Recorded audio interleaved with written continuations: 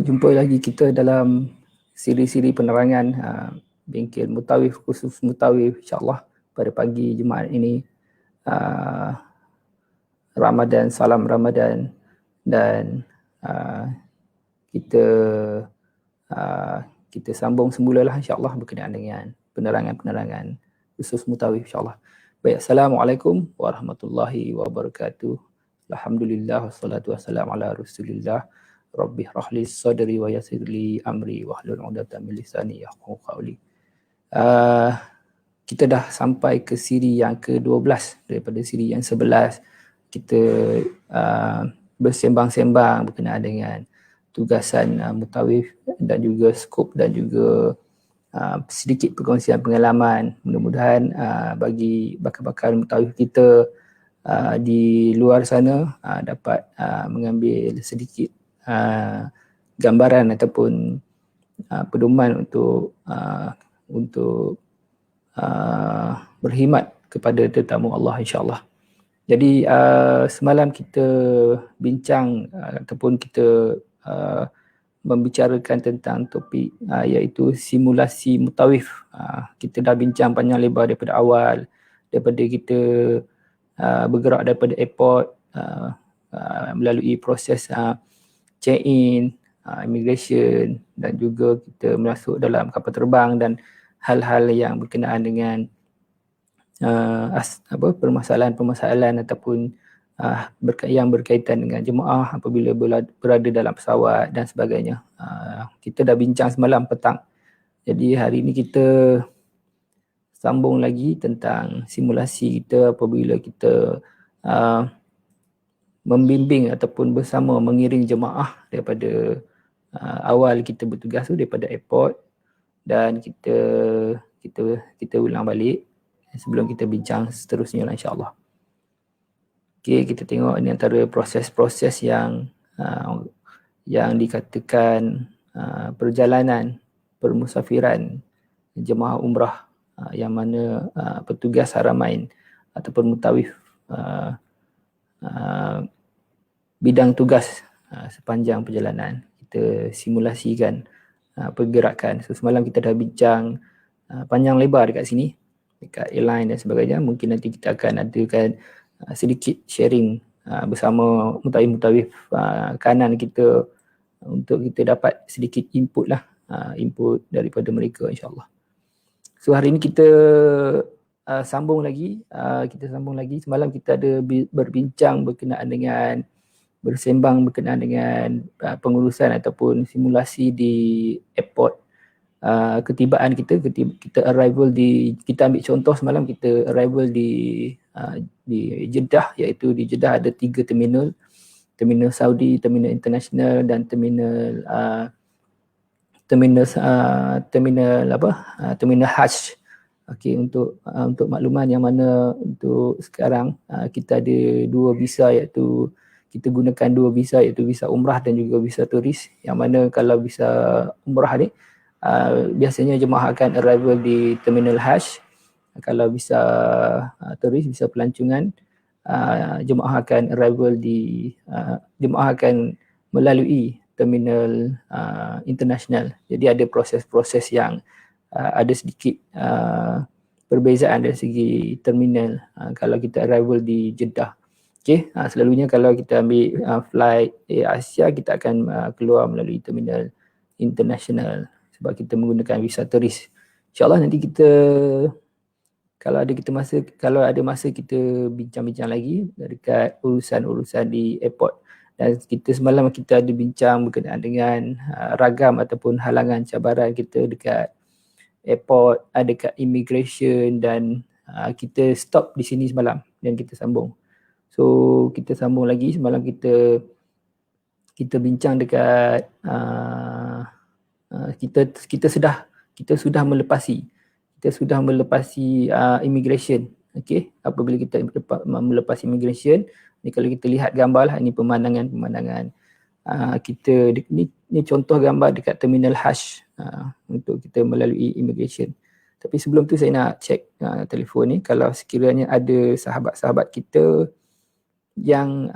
mungkin ingin berkongsi pengalaman ataupun ada persoalan ataupun ada cadangan, ada komen, ada pembetulan daripada perbincangan saya pagi ni, boleh komen di ruang komen. Sebab kita menggunakan Facebook Live ni. Facebook Live ni ialah satu kelemahan yang mana kita tak boleh interact seperti mana yang kami gunakan platform Google Meet, yang mana kami buat kelas menggunakan Google Meet ni, kita boleh communicate dengan antara guru dan murid. Jadinya ini kita tak boleh communicate. Tapi kelebihan untuk kita buat kelas melalui Facebook Live ni, peserta kita boleh repeat bila internet okey ataupun bila ada masa kelapangan dan sebagainya.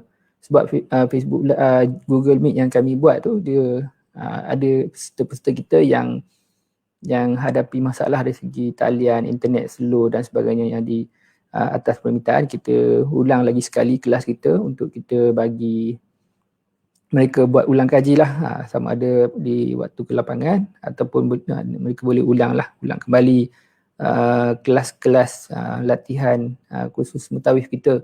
Khususnya kita fokuskan dalam part pengurusan lah. Dari segi sirah dan hukum hakam mungkin kita akan buat dalam sesi-sesi ataupun siri yang lain lah, insyaAllah. Hari ini kita lebih kepada perbincangan sembang-sembang pengurusan berkenaan dengan simulasi jemaah umrah, sekadar perkongsian dan juga gambaran. Mungkin ada mutawif kita yang lebih berpengalaman yang ingin memberi tambahan ataupun pembetulan daripada perbincangan-perbincangan ini, silakan di ruang komen, insyaAllah. Haji Rizal, apa khabar Haji Rizal? Haji Rizal salah seorang daripada mutawif kita yang berpengalaman, yang full time dan juga termasuk isteri mutawifah. Jadi kalau ada apa-apa yang nak dikongsikan, silakan, insyaAllah.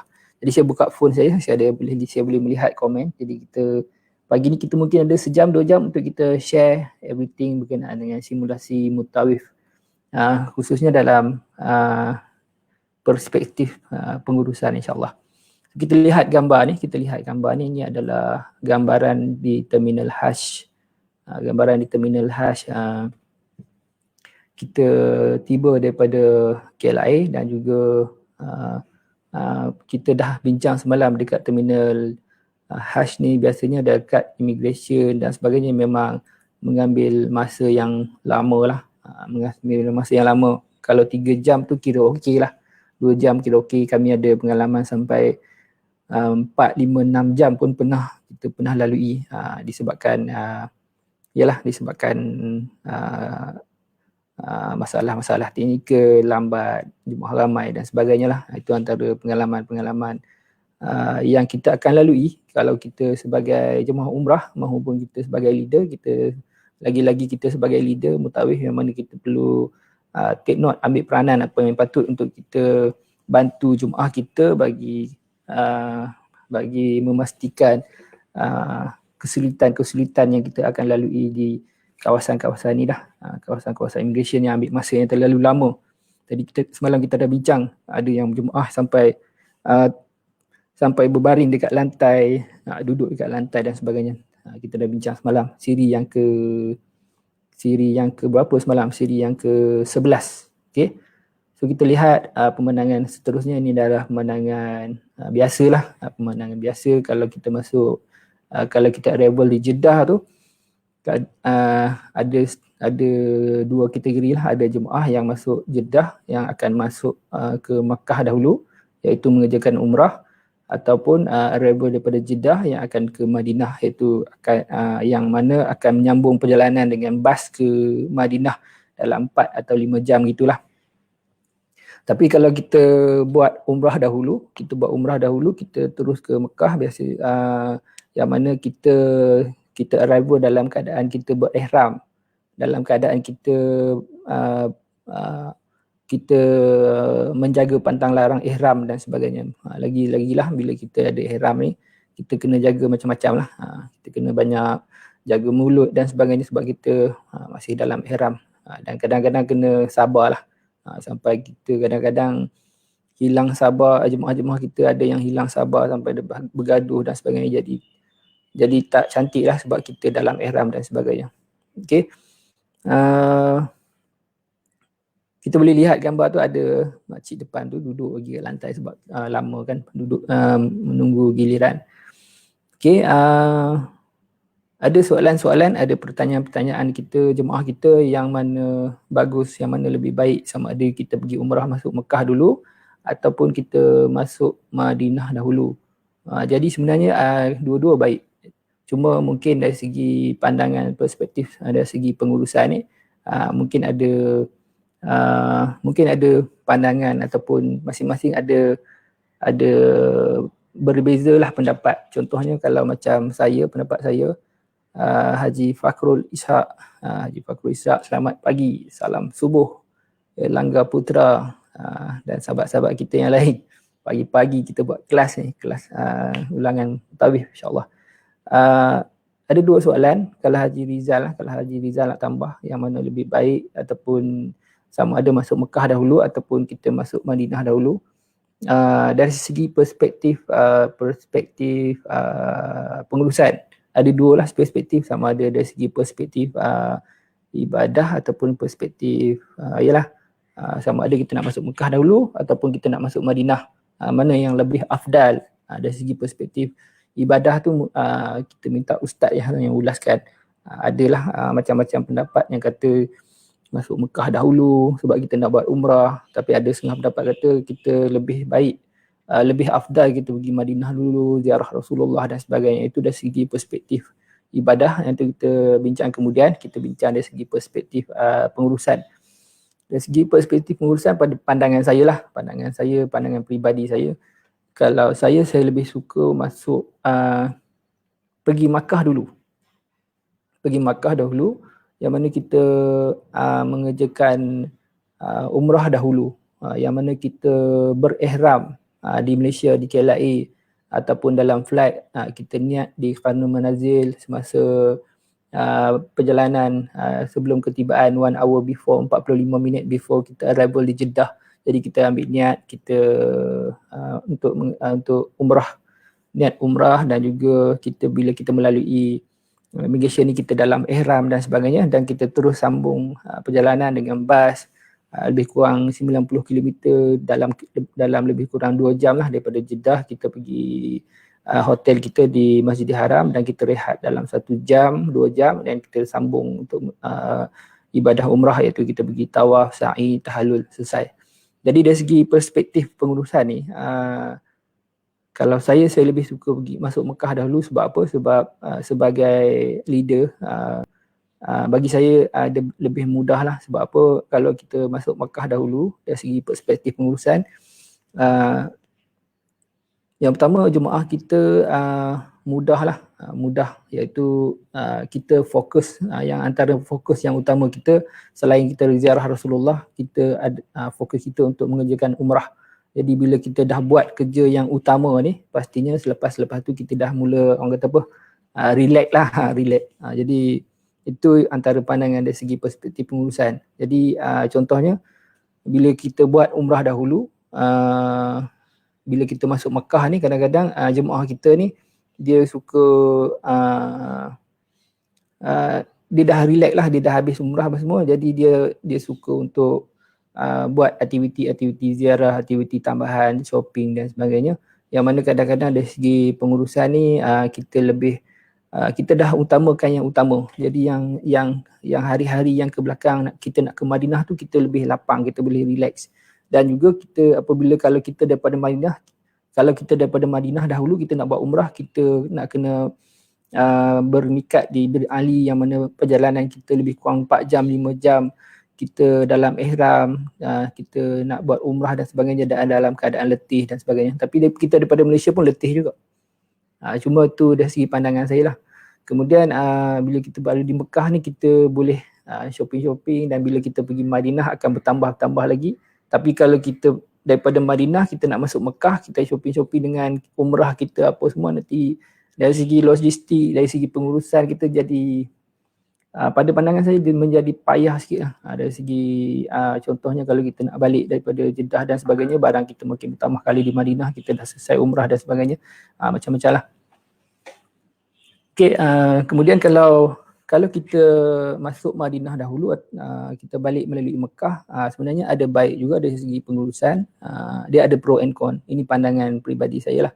Contohnya kalau kita daripada Madinah, kita nak masuk Mekah, kita nak buat umrah, sekurang-kurangnya kita masih ada masuk untuk kita buat ulang kaji.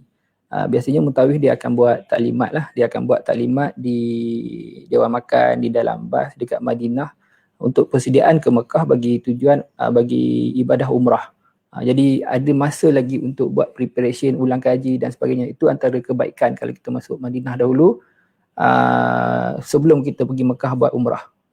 Kalau kita daripada Malaysia, kita terus buat umrah, kita terus masuk ke Mekah, mungkin preparation ataupun persediaan mutawif untuk memberi ulang kaji kepada jemaah untuk ibadah umrah ni masanya singkat lah, tak singkat, jadi bergantung harap kepada khusus umrah yang jemaah hadir masa sebelum pergi umrah, dan juga mungkin taklimat ringkas daripada mutawif semasa dalam bas. Itu je yang peluang yang ada. Itu dari segi pengurusan lah, pandangan saya dari pengurusan. Ada kebaikan, ada keburukan. Kalau kita masuk Mekah dulu, begini. Kalau kita masuk Madinah dulu, begini dia punya pro and con. Dan lagi kalau ada pandangan lain mungkin kita boleh bincang. Mungkin saya terlepas pandang. Siti Nurhana, Waalaikumsalam. Awal bersiaran hari ni, biasalah pagi-pagi ni lepas subuh tu memang tak tidur, jadi ada masa lapang, jadi saya share lah dalam sejam 2 jam sebelum kita buat aktiviti harian kita, apa yang patut hari Jumaat ni. Hari Jumaat kebetulan pula cuti hari ni, kita tak boleh buat apa-apa dekat office, jadi kat rumah je lah, tengok keadaan macam mana. Jadi perkongsian kami, perkongsian saya sekadar gambaran kepada bakal-bakal mutawif kita yang akan bertugas, setidak-tidaknya boleh membuka minda lah tentang bidang tugas sebagai mutawif. Dunia mutawif baik orang kata apa, penuh dengan cabaran, ranjau, onak dan duri. Tapi macam kita bincang sebelum ni, di sebalik ranjau dan duri tu kita ada kemanisan yang indah lah, lagi-lagi kita terlibat dengan haramain. Hajah Rabi'ah Saleh, Waalaikumsalam. Shali Azizah antara pelanggan Tiram Travel kita ni. Kita pernah pergi London dahulu. Okey, terima kasih banyak kerana menonton siri-siri penerangan bengkel mutawif kita. Bengkel mutawif yang orang kata apa, secara FB Live memberi gambaran kepada petugas-petugas kita, petugas haramain. Kita berbalik pada perbincangan kita tadi, mana yang baik kita nak masuk Mekah dahulu ataupun kita masuk Madinah dulu dari segi perspektif pengurusan. Apa lagi yang kita boleh bincang? Saya tak berapa ingat, tapi begitulah lebih kurang gambarannya. Kalau kita masuk Mekah dahulu, kita balik daripada Madinah tu, pada saya lah sebagai group leader, saya lebih mudah dari segi pengurusan dan sebagainya, yang mana jemaah lebih suka membeli di Madinah berbanding di Makkah.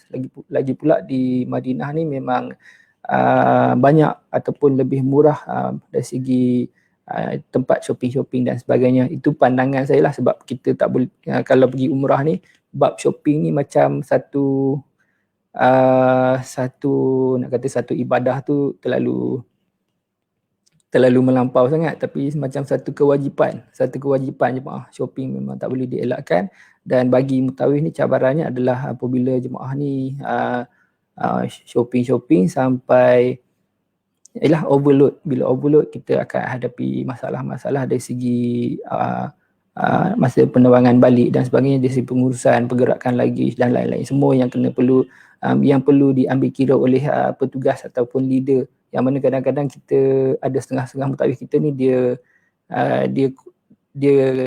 longgar ataupun dia memberi kebebasan kepada jemaah nak shopping lah suka hati. Nanti kita bincang balik sama ada bagaimana nak tambah, kita nak buat kutipan untuk extra charge ke apa benda. Yang penting jemaah kita happy, tak ada masalah. Tapi ada setengah-setengah mutawif kita dia tegas, dia kata okey, limit kilo sekian-sekian, jangan lebih. Kalau lebih nanti akan hadapi masalah. So terpulang bagaimana mutawif itu mengendalikan ahli jemaah. Yang penting jemaah kita happy lah, happy dengan apa ni, selagi dia orang sanggup bayar dan sebagainya, tak ada masalah, silakan.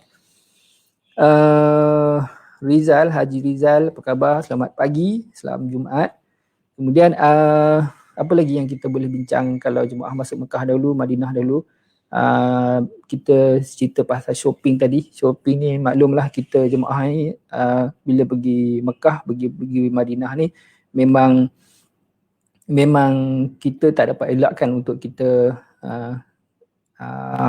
membeli cenderahati pembuah tangan untuk kita bawa balik kepada ahli keluarga dan sebagainya. Dan bila macam ni memang dekat Mekah Madinah memang orang kata apa, semuanya ada lah. Jadi ini yang menggugat keimanan, yang mana setiap kali pergi Mekah, setiap kali pergi masjid, pergi dan balik hotel, memang ada je yang orang membeli, yang mana beg ni akan setiap hari akan bertambah sampailah beranak. Sampailah beg tu beranak beg okay, insyaAllah. Siti Nurhana kita ni cakap apa? Pandangan saya kalau masuk Makkah dahulu, selain lebih fokus untuk umrah, tubuh badan kita pun masih sihat dan bertenaga sebab perbezaan cuaca, suhu kadang-kala. Setuju. Okay, terima kasih atas tambahan ni. Satu lagi dari segi perspektif pengurusan ni, bila kita menguruskan jemaah ni, masuk Makkah dahulu, badan kita masih fresh masih fresh. Kita datang daripada Malaysia, kita sihat dan sebagainya. Selalunya kalau kita pergi ke Saudi ni, memang jemaah kita boleh dikatakan lebih separuh dia akan macam terkejut badan kita terkejut, tak boleh adapt dengan cuaca di sana. Mungkin cuaca panas dengan mungkin dengan pencemaran udara dan sebagainya, dan juga mungkin faktor ramai-ramai ni mungkin ada virus apa semua, wallahu alam. Jadi dari segi kesihatan tu memang jemaah kita akan makin hari memang akan ada yang demam, ada yang batuk, ada yang sesama dan sebagainya. Tapi kalau kita pergi hari yang, kalau kita masuk Mekah dulu, badan kita masih fresh, orang kata apa, masih bertenaga. Jadi kita fokus yang banyak tenaga dulu. Banyak tenaga ibadah umrah lah. Ibadah yang melibatkan perbuatan, perlakuan, yang mana kita memerlukan fizikal lah. Ibadah umrah, tawaf, sa'i saja 3 km untuk satu set, ulang alik 7 kali tu lebih kurang 3 km. Tawaf pun lebih kurang hampir 1-2 km juga, satu pusingan tu. Lagi-lagi kalau kita tawaf dekat atas lagi jauh. Dan kalau kita tambah tolak pergi balik hotel dan sebagainya, memang kita banyak berjalan kalau kita buat ibadah umrah. Lagi pula kita kadang-kadang kita terlibat dengan pada time peak, contohnya Ramadan, cuti sekolah dan sebagainya. Memang bila jemaah ramai ni, memang kita akan bersesak-sesak, tawaf dan sebagainya. Memang memerlukan kekuatan fizikal dan juga mental kalau kita buat ibadah umrah. Ini antara satu reason yang kuat lah kenapa kalau kita sebagai perspektif jemaah umrah ni, baik kita pergi masuk Mekah dahulu, selesaikan umrah dulu. Sebab alasan dari segi faktor kesihatan, badan kita masih sihat. Kalau kita masuk Madinah dahulu, kemungkinan badan kita dah mula lemah, kita dah tak sihat. Selalunya yang uzur yang berumur dan sebagainya, faktor cuaca, batuk-batuk. Bila kita dah sampai Mekah, kita dah tak sihat, kita dah demam dan sebagainya. Jadi sedikit terjejaslah ibadah kita, mungkin kita tak boleh fokus dan sebagainya. Jadi itu antara reason dari segi perspektif pengurusan lah. Mana yang lebih baik, kita masuk Mekah dahulu ataupun masuk Madinah. Tapi kalau kita bincang dari segi perspektif ibadah, yang lebih afdal, kita akan bincang dalam sesi yang lain. Walau bagaimanapun, kedua-duanya okey, kedua-duanya bagus. Macam mana pun ada pro and con. Macam kita cakap tadi, kalau kita masuk Madinah dulu, kita pergi ke Mekah kemudian, sekurang-kurangnya mutawif tu ada masuk untuk memberi persediaan kepada jemaah umrah, iaitu dari segi taklimat, dari segi persiapan nak ke Mekah dan juganya dan lain-lain lah. Dari segi persiapan lain, mutawif dan jemaah ada masa lagi untuk membuat ulang kaji terakhir sebelum pergi ke Mekah mengerjakan ibadah umrah. Tapi kalau daripada Malaysia, dah tak ada masa. Ada masa sekejap-sekejap dalam bas, terus buat ibadah umrah. Jadi mutawif nak membimbing tu tak ada sangatlah masanya, terus buat. Okay, Ustaz Mawadi kita daripada Kedah, selamat berpuasa dan salam Jumaat, Ustaz Mawadi. Kalau ada tambah-tambah tu boleh komen lah, insyaAllah pengalaman mutawif kita dalam membimbing jemaah. Jadi soalan kita hari ni, perbincangan kita hari ni, mana yang lebih baik, masuk Mekah dahulu ke masuk Madinah dahulu? Kedua-duanya baik, tapi kita bincang dari segi perspektif pengurusan, insyaAllah. So ni yang kita kongsikan gambaran-gambaran jemaah kita sebagai leader dalam menguruskan jemaah di terminal Hajj ataupun masa-masa kita tiba daripada KLIA, kita arrival di Jeddah, kita arrival di terminal international, terminal Hajj dan sebagainya, terminal Saudi. Kalau kita di Mekah, Ajak Ramli, Assalamualaikum, Waalaikumsalam Tuan Haji Bahaki dan sahabat-sahabat semua. Terima kasih kita sebenarnya dalam sesi sembang-sembang santai membincangkan hal-hal berkenaan dengan skop dan bidang tugas mutawif kita buat secara bersiri, dan pagi ni siri yang ke-12 kita sambung insya-Allah. Kita buat sikit-sikit, lama-lama habislah insya-Allah. Jadi sekurang-kurangnya dapat memberi kalau tak dapat memberi gambaran sepenuhnya, dapatlah memberi sedikit gambaran dan juga membuka minda lah tentang liku-liku ataupun cabaran asam garam kita sebagai mutawif petugas haramain dan sebagainya, yang mana mungkin di kalangan jemaah kita boleh melihat gambaran suasana yang sebenar bagaimana mutawif itu bertugas mengiringi jemaah, membimbing jemaah seramai lebih kurang 45 orang, 40 orang. Bukan mudah. So kita lihat pemandangan lagi. Ni contoh. Okay, tadi kita melihat jemaah melepasi immigration. Kita dapat bincang panjang lebar halangan-halangan, cabaran-cabaran dekat immigration tu. Dan selepas kita melepasi immigration, kita terus nak ambil bag luggage kita di terminal Hajj ke terminal international, dan kita boleh lihat gambar kita nak ambil luggage. Selalunya dekat terminal ataupun dekat bila kita arrival di airport Jeddah ni, selalunya sebab oleh kerana masa kita lama dekat immigration tu 3 jam, 4 jam, paling kurang 3 jam lah. 2 jam tu, kalau 1 jam, bawah 3 jam tu memang rezeki lah, memang rezeki. Tapi kalau kita pergi kapal-kapal besar ni paling kurang 3 jam kita batu, oleh kerana lama kita dekat immigration tu. Jadi luggage kita tu dah keluar lama, berpusing dekat conveyor tu. Jadi petugas airport ni dia orang memang dekat, kalau dekat airport Jeddah ni biasanya memang akan ada petugas yang akan angkat beg dekat conveyor tu, dia akan susun kat tepi sebab dia orang memang sedia maklum, memang jemaah akan masuk lambat. Kalau dia orang tak angkat, beg tu akan pusing 2-3 jam kat situ lah.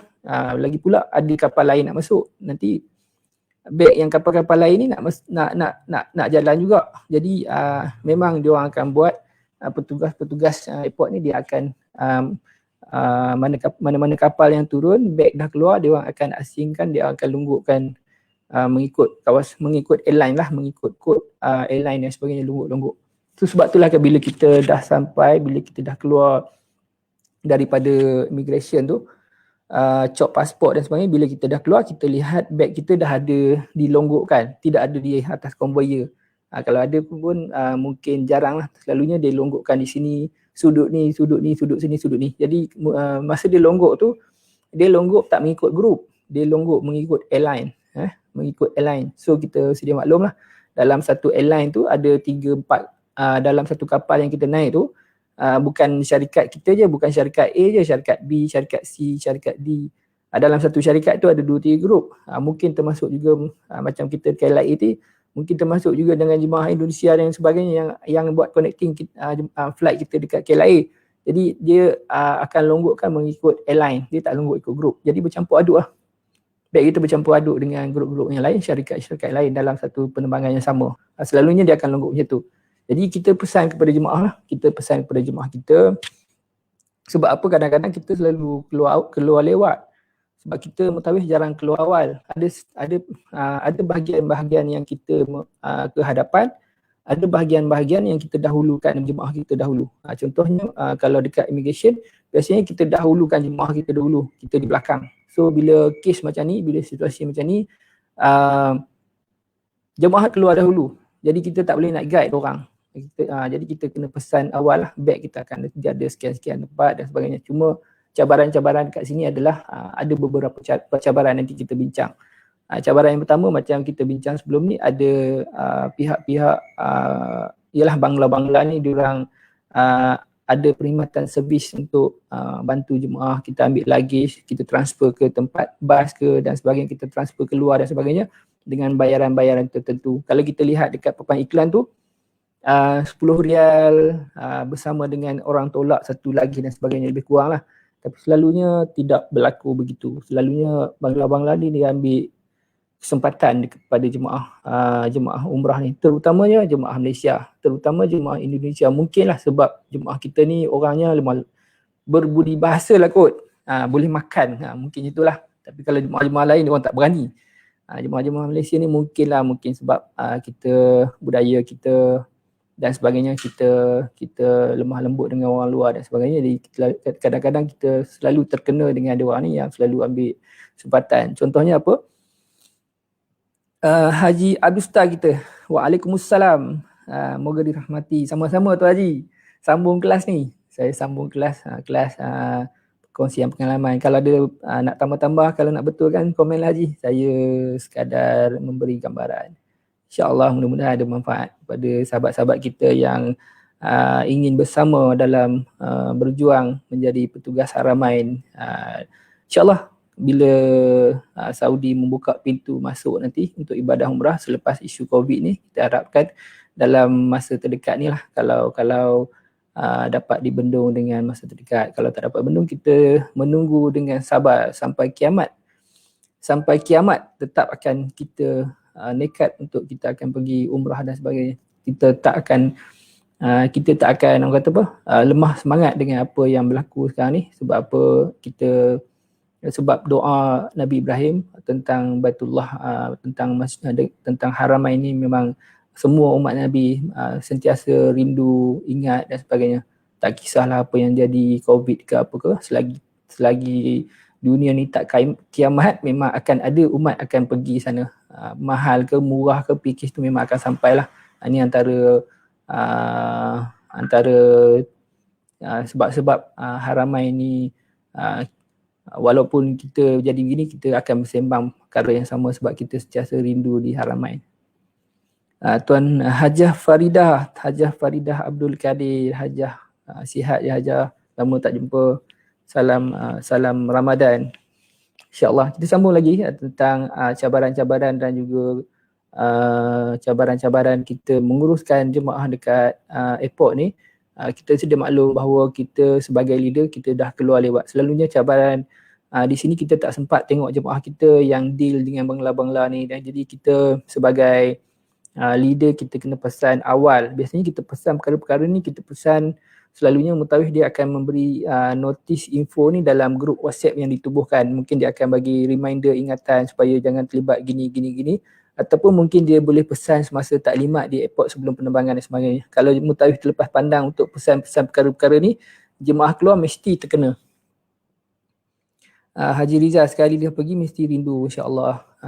Jadi bila jemaah-jemaah yang keluar ni berurusan dengan bangla-bangla yang angkat beg ni, dia orang ni kalau ikut jemaah, dia kata nak macam jemaah mungkin dia orang faham, mungkin bangla ni nak tolong sebab dia cara approach dia orang tu macam nak tolong. Tapi bila sampai dekat bas, dia orang minta upah dengan upahnya yang tak munasabah. Kalau upah macam biasa seperti yang ditampal dekat iklan tu, kita boleh bayar lah 10 rial, 20 rial. Bukan jauh mana pun nak transfer beg ni, daripada airport nak ke transfer ke dekat bas tu lebih kurang 200-300 meter je, tak jauh. Kita boleh urus sendiri. Cuma jemaah-jemaah kita ni bila dia dah angkat letak atas troli dan sebagainya, okeylah, tak apalah, biarlah. Alah, setakat bayar 20 rial, 30 rial kita bayar. Tapi biasanya dia orang ni akan minta lebih. Paling-paling kurang 50 rial, 100 rial. Jadi tak munasabah lah. Lebih baik kita buat sendiri, padahal bukan jauh mana pun. Tapi bila kita tak bayar, bila jemaah tak nak bayar, dia orang tak nak bagi beg. Bila tak nak bagi beg, payahlah tu beg kita. Kenapa tak nak bagi? Jadi sampai satu tahap boleh kata kalau ada jemaah yang tak sabar, siap nak bertumbuk dengan bangla-bangla ni. Jadi bila jadi keadaan macam ni, bertengkar dan sebagainya, Mutawif akan menjadi masalah juga untuk nak pujuk kembali, nak bagi semangat kepada diorang, sebab diorang ni dah orang kata terganggu dengan perkara-perkara macam ni, emosinya terganggu. Mungkin kalau jemaah-jemaah kita yang tak biasa, mungkin dia satu kejutan lah, satu gangguan dalam dia nak buat ibadah dan sebagainya. Dengan perkara-perkara ni baru hari pertama sampai dah jadi macam ni, jadi tak seronok. So kita nak elakkan perkara-perkara macam ni, kita pesan kepada jemaah kita supaya tidak menggunakan perkhidmatan dia orang ni, kita urus sendiri. Beg-beg ni kita urus sendiri. Okey, itu yang antara cabaran yang pertama. Cabaran yang kedua adalah apabila kita ni lambat sampai, kita masih berada di urusan cop pasport untuk kita nak pastikan jemaah kita keluar. Jadi yang mana dah keluar awal ni biasanya dia akan ambil beg masing-masing, dia akan berlonggok kat area-area beg tu dan sebagainya. Masalah ni selalunya akan berlaku bila pihak airport ni dia melihat jemaah kita berlonggok-longgok dekat kawasan-kawasan laluan jemaah yang lain. Dia akan macam ni lah, dia akan halau. Ataupun dia minta keluar dengan segera. Dia minta jemaah kita keluar dengan segera. Itu masalah. Bila jemaah kita keluar tanpa kita ada, ataupun dia orang keluar dengan tidak berjemaah, dia akan jadi masalah. Sebab bila jemaah keluar, ada jemaah sebahagian keluar, ada jemaah yang belum keluar dan sebagainya. Nanti jemaah-jemaah yang keluar ni, lagi pula jemaah ni pertama kali dan sebagainya, yang mana di force, dipaksa oleh petugas ni suruh keluar supaya jangan berlonggok di sini. Dan bila dia orang keluar, nanti dia orang pergi kawasan-kawasan yang berterabur, berselerak dekat sana. Lagi pula dekat terminal Hajj tu luas, dan jadi menjadi satu kesukaran lah, kesulitan kepada group leader untuk mengesan, untuk mencari balik, nak kumpul balik. Itu antara cabaran-cabaran. Kalau dapat jumpa okey, kalau tak jumpa memang akan jadi payah lah, sebab ramai kan berselerak keluar, tak diselaraskan, mutawifnya kat belakang. Jadi itu antara satu cabaran. Bagaimana nak atasi masalah ni? Kita selalu pesan ahli jemaah kita supaya apa pun kita cuba bergerak dalam keadaan jemaah. Kalau terpaksa keluar juga disebabkan ada pihak petugas airport ni paksa keluar sebab tak nak jam kat situ, jangan pergi jauh-jauh ataupun cari tempat kedudukan yang sesuai supaya mudah untuk kita lihat, mudah untuk dicari dan sebagainya. Itu antara pesan-pesan kita. Kalau pergi jauh-jauh nanti susah mutawif nak mencari dan sebagainya. Dan kadang-kadang hilang di airport, dalam masa yang sama dia buat hal sendiri. Ada juga jemaah-jemaah kita ni bila dia dah keluar, dia buat hal sendiri, dia ingat macam dia pergi sendiri padahal dia pergi jemaah. Jadi kita ni kalau tak cukup seorang, kita tak akan bergerak. Contohnya bila dalam bas lagi tak cukup, kita tak akan gerak. Jadi mungkinlah jemaah-jemaah kita dia kena faham lah, kita bergerak dalam keadaan jemaah, kita make sure kita berjemaah dalam semua pergerakan. Jadi itu antara yang perlu kita tekankan lah. Itu cabaran yang kedua kita dekat bila kita tiba bila kita melepasi immigration. Cabaran yang ketiga adalah yang perlu kita take note. Cabaran yang ketiga, Hajah Nurliza, selamat pagi. Dah sahur ke? Salam subuh. Okey, cabaran yang ketiga apabila kita melepasi immigration ni adalah kadang-kadang jemaah kita ni biasanya kita sampai selepas subuh, ataupun kadang-kadang kita sampai kena dengan waktu solat dan sebagainya. Jemaah kita ni kadang-kadang dia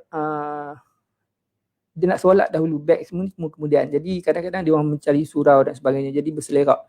Dan kadang-kadang yang kita tak nak, yang kita sedih melihatnya adalah dia orang ni kadang-kadang dia sembahyang area-area yang mana yang sempat mana yang sempat di kawasan laluan orang yang kita tak nak. Kalau boleh kita tak nak lah di kawasan-kawasan laluan orang, di penjuru ni penjuru tu, jadi tak berapa cantik lah kawasan solat, tidak menentu, di berterabur kawasan-kawasan airport. Jadi baik kita selaraskan kawasan-kawasan yang bersih, yang betul-betul tempat solat. Memang sebenarnya ada tempat solat, jadi kita selaraskan dengan baik lah, kita susun, kita berjemaah. Ada yang solat, ada yang tidak solat, ada yang jamak, takhir, jamak, takdir dan sebagainya, tak selaras. Jadi bila tak selaras ni nanti mutawif yang nak selaraskan pergerakan tu jadi payah lah. Bila ada yang sebahagian solat, ada yang sebahagian tak solat lagi, macam mana pun yang tak solat ni kita kena selesaikan. Sama ada kita nak berhenti kat surau dan sebagainya. Jadi kita dah buat kerja dua kali. Kalau kita sepakat untuk kita nak solat di perjalanan, kita ambil keputusan semua solat kat perjalanan. Jadi yang mana kalau boleh kita pesan kepada jemaah kita, yang Yang nak solat-solat ni tak payah sebab kita nak selaraskan. Sebab apa? Sebab kita nak jimatkan masa. Sebab kita nak tunggu dia orang ni, yang lain tak nak sembahyang lagi. Jadi bila dah sampai satu tempat yang tak sembahyang ni memang akan sembahyang. Jadi dah dua masa, dua keadaan yang kita dah yang tak sepatutnya kita spend masa dua kali gitu sebab kita dalam perjalanan. Jadi ambil masa yang lama. Pula tu kita kena ingat kadang-kadang mutawif yang menjadi bukan bimbang yang menjadi kesulitan di sini sebab kita kejar masa untuk kita tiba di hotel di Mekah ataupun Madinah. Kita kejar masa sebab apa? Sebab kita nak kejar waktu makan. Contoh kita cuba pihak travel ni dia memang set makan minum jemaah bila sampai pada waktu makan memang ada makan.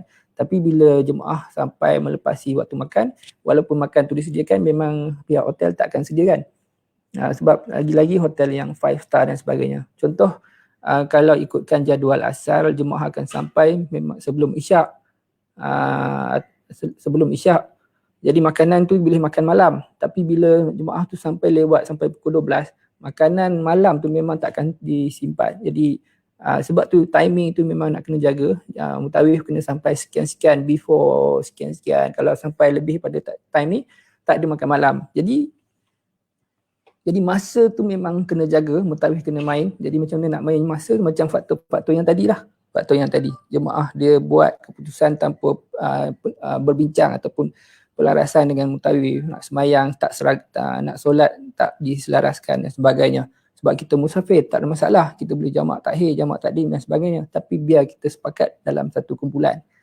Kalau ada yang semayang, ada yang tak semayang, nanti kita nak kena berhenti di dua tempat-tempat yang mana kita boleh, masa yang kita boleh jimatkan, dia akan jadi panjang. Bila jadi panjang, kita akan miss benda yang lain. Macam saya cakap tadi, kita miss makan malam.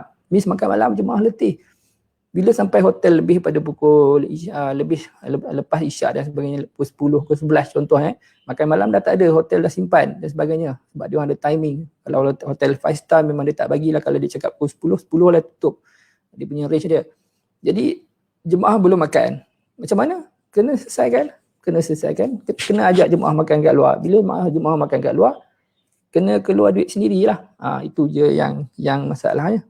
Sebab kita kalau boleh kita perkara-perkara yang tak perlu kita elakkan lah. Tapi benda ni nak buat macam mana?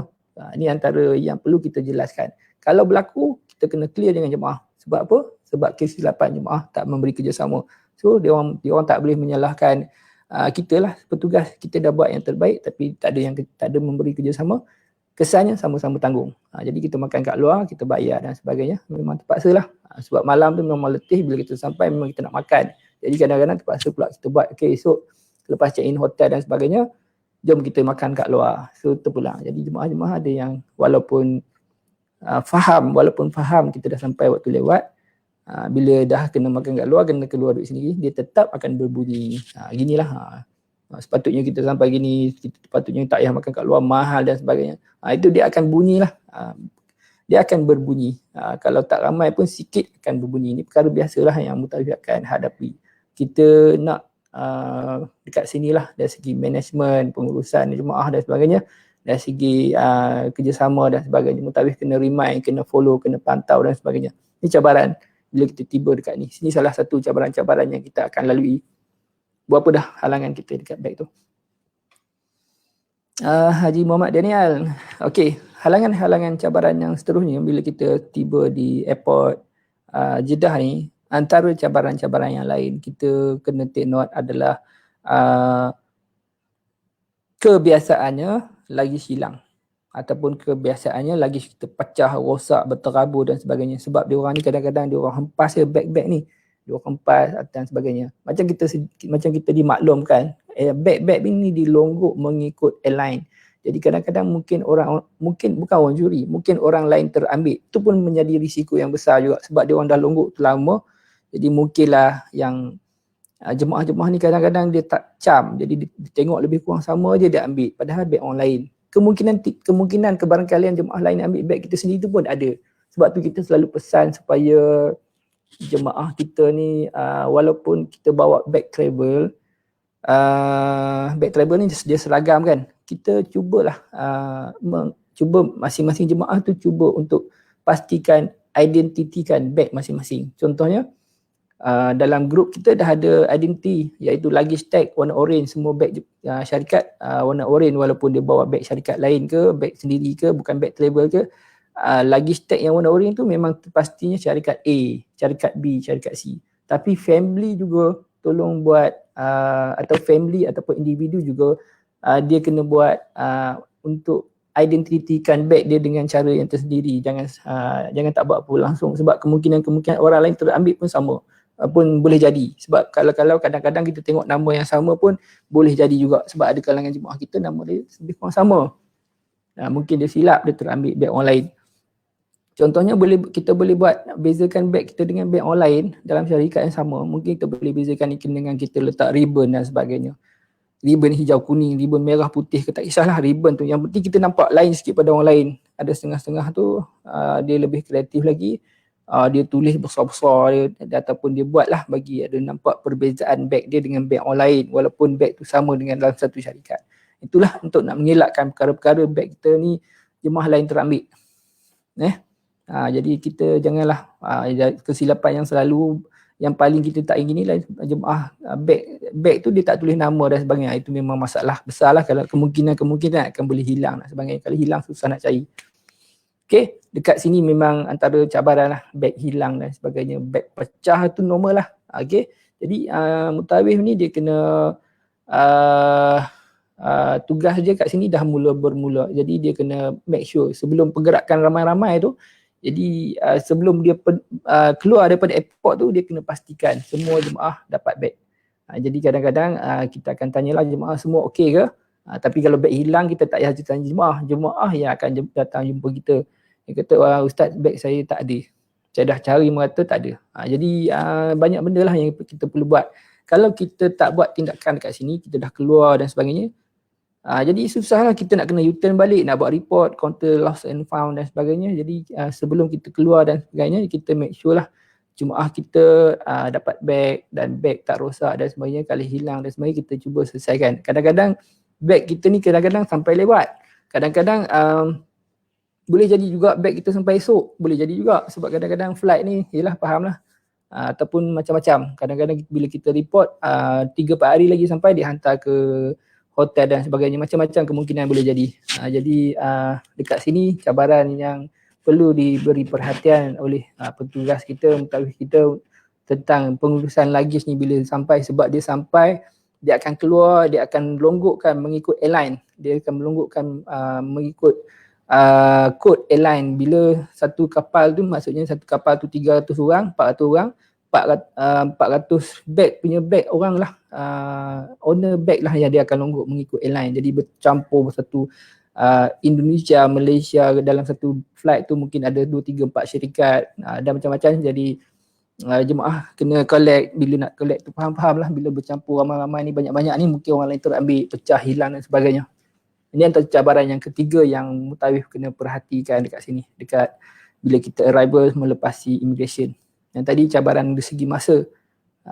Okay, Bangla yang ambil kesempatan dekat situ. Jadi apa lagi yang kita boleh bincang kat sini? Packing makanan semasa dalam bas, mutawif hubungi pembekal atau dah memang disediakan oleh pembekal. Packing makanan. Ni kita nak balik. Ni kita baru sampai. Biasanya nak balik memang makanan diberi Cikgu Fauzi. Tapi masa bila kita nak sampai, kita arrival ni, kita tak ada makanan sebenarnya dalam bas. Cuma kadang-kadang kita nasihatkan kepada jemaah kita supaya dalam hand carry kita tu adalah sedikit-sedikit biskut ke apa ke benda ke yang kita boleh alas perut kita lah. Sebab kita banyak masa di airport, 3-4 jam jugalah. Tapi kita boleh beli sebenarnya, kita boleh beli dekat airport. Cuma beli dekat airport ni biasalah rate dia tu agak tinggi sedikit lah, berbeza sikit lah dengan kita beli dekat luar. Okay, itu antara cabaran-cabaran. Apa lagi yang saya tak sentuh, cabaran-cabaran apabila mutawif sampai di arrival di Jeddah. Mengurus cabaran pertama kita tadi, cabaran ada pihak-pihak yang ambil kesempatan. Cabaran kedua, kita nak manage masa kita sebaik yang mungkin. Yang ketiga, kita nak pastikan luggage kita semua komplit, cukup dan sebagainya. Kalau tak cukup, apa perlu kita buat, beg pecah dan sebagainya. Ini antara cabaran-cabaran lah yang kita sebagai leader, kita sebagai petugas yang kita perlu beri perhatian. Sebab apa? Sebab dia penting. Sebab dia melibatkan jemaah kita, dia melibatkan logistik dan sebagainya. Sebab kalau kita tak ambil perhatian benda ni daripada awal, hari pertama dah jadi masalah. Lagi pula kalau beg jemaah tu beg pakaian harian dia, satu beg tak ada. Satu hal pula nak kena jemaah ni nak kena cari pakaian dan sebagainya. Jadi kalau boleh kita minimalkan mistake ni, kita cuba minimalkan lah. Kalau berlaku juga, kita kena hadap, kita kena selesaikan lah. Selain daripada tu, cabaran apa lagi dekat sini? Selain daripada tu, cabaran macam saya cakap tadi, jemaah kita tidak memberi kerjasama. Sebab apa? Sebab diorang bergerak sendiri-sendiri, tak dengar arahan. Dia keluar sendiri, dia berselerak, dia pergi sana, dia beli SIM card dan sebagainya. Yang mana kadang-kadang dia menyusahkan kita leader untuk nak kumpul balik, nak kontrol balik, nak buat pergerakan balik. Diorang yang pandai-pandai. Mungkin kita tak nafikan sebab apa? Sebab diorang ni dah 10 kali, 20 kali datang umrah. Jadi diorang pandai dah. Tak perlu, orang kata apa, tak perlu diberi arahan dan sebagainya, dia bergerak sendiri. Bila dia nak bergerak sendiri, sebab dia ingat dia mementingkan diri sendiri, jadi dia mungkin dia lupa kita bergerak dalam keadaan jemaah. Jadi orang-orang macam ni kadang-kadang orang yang terlebih pandai ni lah, jemaah-jemaah yang pandai-pandai ni lah kadang-kadang memberi masalah kepada kita dalam kita nak menguruskan jemaah secara berjemaah. Diorang keluar dulu, diorang buat ni, padahal mutawif mencari sana sini, dia tengok diorang ada kat sini dan sebagainya. Jadi dia tak ikut arahan lah. Ini antara masalah-masalah yang kita selalu akan hadapi jemaah-jemaah yang terlebih pandai lah. Okay, kemudian dekat airport juga kadang-kadang kita kena highlight juga jemaah-jemaah kita supaya kalau boleh jangan belilah SIM card. Kalau boleh, kalau nak belilah, tapi kalau boleh jangan. Sebab apa? Sabar dulu. Sebab apa? Kita tak nak SIM card yang dibeli di airport ni bila kita sampai di Hotel Madinah, Mekah, kita tak boleh pakai. Kalau kita beli kat Mekah Madinah, kalau tak boleh pakai, kita boleh refer balik tempat yang kita beli. Tapi kalau kita dah beli kat sini, macam mana kita nak refer? Kita dah pergi hotel, kita dah pergi Mekah Madinah, kita burn lah. Lagi pula sekarang ni dia menggunakan konsep kaedah thumbprint kan, kita nak register, kita thumbprint. Diorang ni dah thumbprint. Jadi setiap satu line mungkin boleh dibenarkan, satu visa umrah dibenarkan satu SIM card contohnya. Bila kita dah pakai nama kita dah tak boleh pakai lagi dekat Mekah Madinah. Kita tak boleh beli yang lain. Jadi burn lah. Jadi kalau tak silap saya macam tu lah. Jadi tu antara perkara-perkara yang boleh kita elakkan dengan kita memberi pesanan kepada jemaah-jemaah kita supaya sabar dahulu untuk beli SIM card di airport ni. Sebab ada kemungkinan bila kita beli, kad tu tak aktif pun boleh jadi juga. Tapi ada juga yang okey. Okey, kalau ada komen dekat sini, silakan. Kalau ada pandangan, ada cadangan, silakan. Okey. Kita boleh teruskan. Kalau kita boleh teruskan perjalanan kita, kalau kita boleh teruskan, kita teruskan. Okey. So kita bincang tadi, kita dah selesai ambil beg semua dah dapat. Kalau rosak dan sebagainya, kalau hilang kita report, kita beri taklimat, kita brief jemaah solat, nak sama ada nak solat jamak, takdim, takhir ke sebagainya, kita selaraskan. Dan juga kita dapat kumpul jemaah kita semua sekali dan kita dah jumpa, kita buat, kita check, kita kira, kita double check jumlah jemaah kita dah sampai semua, dah cukup. Bila dah cukup, barulah kita gerak secara berjemaah. Selalunya cabaran-cabaran tadi yang kita cakap tadi, bila kita ramai-ramai berkumpul dalam airport ni, yang mana dah ambil luggage dan sebagainya, ramai-ramai berkumpul, pihak airport ni dia tak nak orang menghalang laluan ataupun ramai-ramai crowd dekat tempat laluan orang. Jadi dia cuba pastikan supaya bergerak sebab jalan nak clear, sebab nanti kapal terbang lain yang nak sampai, nanti ada jemaah lain yang masuk. Jadi bila tak bergerak, dia akan crowd, jadi dia orang akan halau untuk pergi keluar dengan segera. Jadi bila macam ni, kita akan jadi masalah bila jemaah kita tak cukup dan sebagainya. Pihak yang berkenaan dia force kita, padahal yang lain belum ada sampai lagi. Terpaksa jalan, yang ni datang cari tak jumpa. Itu antara cabaran lah. Jadi sebab itulah kita selalu pesan kepada jemaah kita supaya kita cuba bergerak dalam keadaan jemaah. Kalau boleh jangan pergi jauh-jauh, ataupun kalau nak pergi toilet ke apa ke, tolong maklumkan, ataupun nak pergi beli barang, nak pergi beli air ke apa ke, tolong inform supaya kita ambil maklum. Jadi mutawifnya taklah nak cari-cari dan sebagainya. Nanti orang ni pergi cari, orang ni pula yang orang ni pergi cari, orang ni pula dah sampai, kita pula nak mencari orang yang mencari. Macam-macam lah, itu antara ragam yang kita akan lalui, yang kita akan hadapi di tempat-tempat yang ramai macam ni. Jadi pendek cerita, semua everything okay, kita dah mula bergerak ke kita nak bergerak ke mana bila kita sampai. Kita nak bergerak naik bas, kita nak bergerak cari bas untuk ke hotel, sama ada kita nak pergi Mekah ataupun Madinah. So biasanya mutawif dekat sini dia akan, kalau kita lihat gambar kalau kita dekat terminal Hajj ataupun terminal international pun, terminal dekat Madinah pun, biasanya akan ada tempat untuk kita tunggu bas. Jadi mutawif ni perkara yang pertama, jangan perlu dielakkan, jangan bawa jemaah untuk cari bas. Jangan bawa jemaah untuk sama-sama mencari bas. Jadi poinnya adalah masa kita keluar daripada airport tu, kita bawa banyak jemaah kita semua ni, ramai-ramai ni berjemaah. Bila dah bergerak satu grup ni, kita longgokkan ataupun kita parking dia orang. Kita parking dia punya troli-troli yang banyak-banyak beg tu, supaya berada dalam satu kawasan yang kita boleh kawal lah. Jangan berselerak. Kalau berselerak kita tak boleh kawal. Nanti ada yang pergi sini, ada yang pergi sana. Jadi kita pastikan, okay, grup A kawasan ni, termasuklah troli. Kalau boleh kita jangan selerak. Kalau selerak takut orang lain terambil dan sebagainya. Troli kalau boleh kita longgok dalam satu grup, satu longgok rapat-rapat. Kita tak nak individu, kita nak longgok satu rapat-rapat supaya ada pemantauan, ada ahli grup yang lain boleh tengok beg troli kita dilonggok dalam satu kawasan. Jadi orang lain pun boleh tengok, bukan tengok troli sendiri je. Jadi kita tengok troli dalam kumpulan. Jadi kita pun duduk dalam satu kumpulan. Jadi masa itulah mutawif pergi untuk mencari bas. Itu antara poin yang kita kena ambil lah. Kita jangan bawa jemaah cari bas. Kalau kita bawa jemaah cari bas tak ada lagi, dan mungkin pergi sini, pergi sana, pergi sini, jemaah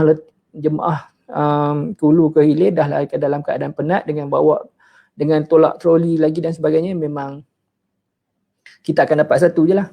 Kita akan dapat orang kata apa, jemaah akan bagi kita satu perkataan yang kurang sedap lah, kurang enak, yang kita tak nak dengar lah. Jadi saya tak nak sebut lah apa benda. Jadi memang bila jemaah letih, dia dalam keadaan letih, perkara-perkara yang orang kata apa, yang tidak sepatutnya leader buat, mutawif buat, memang kita akan kena terus masa tu. Kena apa? Sama ada kita kena marah ke, kita kena wallahualam, tapi kemungkinan tu memang ada lah. Kita sedia maklum sebab kita semua letih. Lagi-lagi mutawif letih. Sebab itulah dekat sini saja kita dah diuji dari segi fizikal dan mental jugalah. Kita kena banyak kuat kesabaran kita dekat sini. Ni hari yang pertama kita sampai, kita dah mula orang kata apa, dah mula menguji kesabaran lah. Jadi kita kena tenang, kita kena relax, dan juga kita buat sesuatu tu dengan tindakan tu dengan kita berfikir jemaah. Kita jangan fikir kita. Kalau leader ni fikir kita akan jadi masalah. Mungkin kita tak ambil kira jemaah kita letih dan sebagainya, kita suka-suka, okey jemaah pergi sini, pergi sana, memang masalah, memang kita akan kena lah.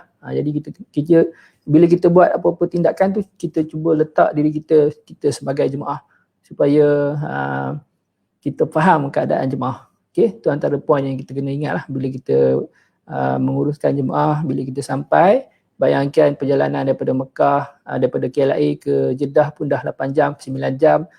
Kemudian kita drag, kita sangkut dekat immigration dah 3 jam, 4 jam, 9 campur 4 dah 13 jam. Kemudian kita nak ambil beg dan sebagainya, gedebuk, dah berbelas-belas jam jemaah dalam perjalanan. Pula tu bas pula lambat, kemudian pula tu mutawif pula memberi arahan yang boleh memberi jemaah tu confuse. Pula tu jemaah hilang masa tu, pula tu ada jemaah-jemaah lain yang tak ada kesepakatan, yang tak dengar cakap, yang masing-masing buat hal sendiri, nak kena tunggu jemaah tu pula sampai, kita tak boleh bergerak lagi.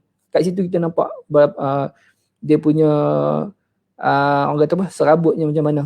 Jadi bila berlaku memang akan serabut. Jadi sebelum berlaku kita kena beringat.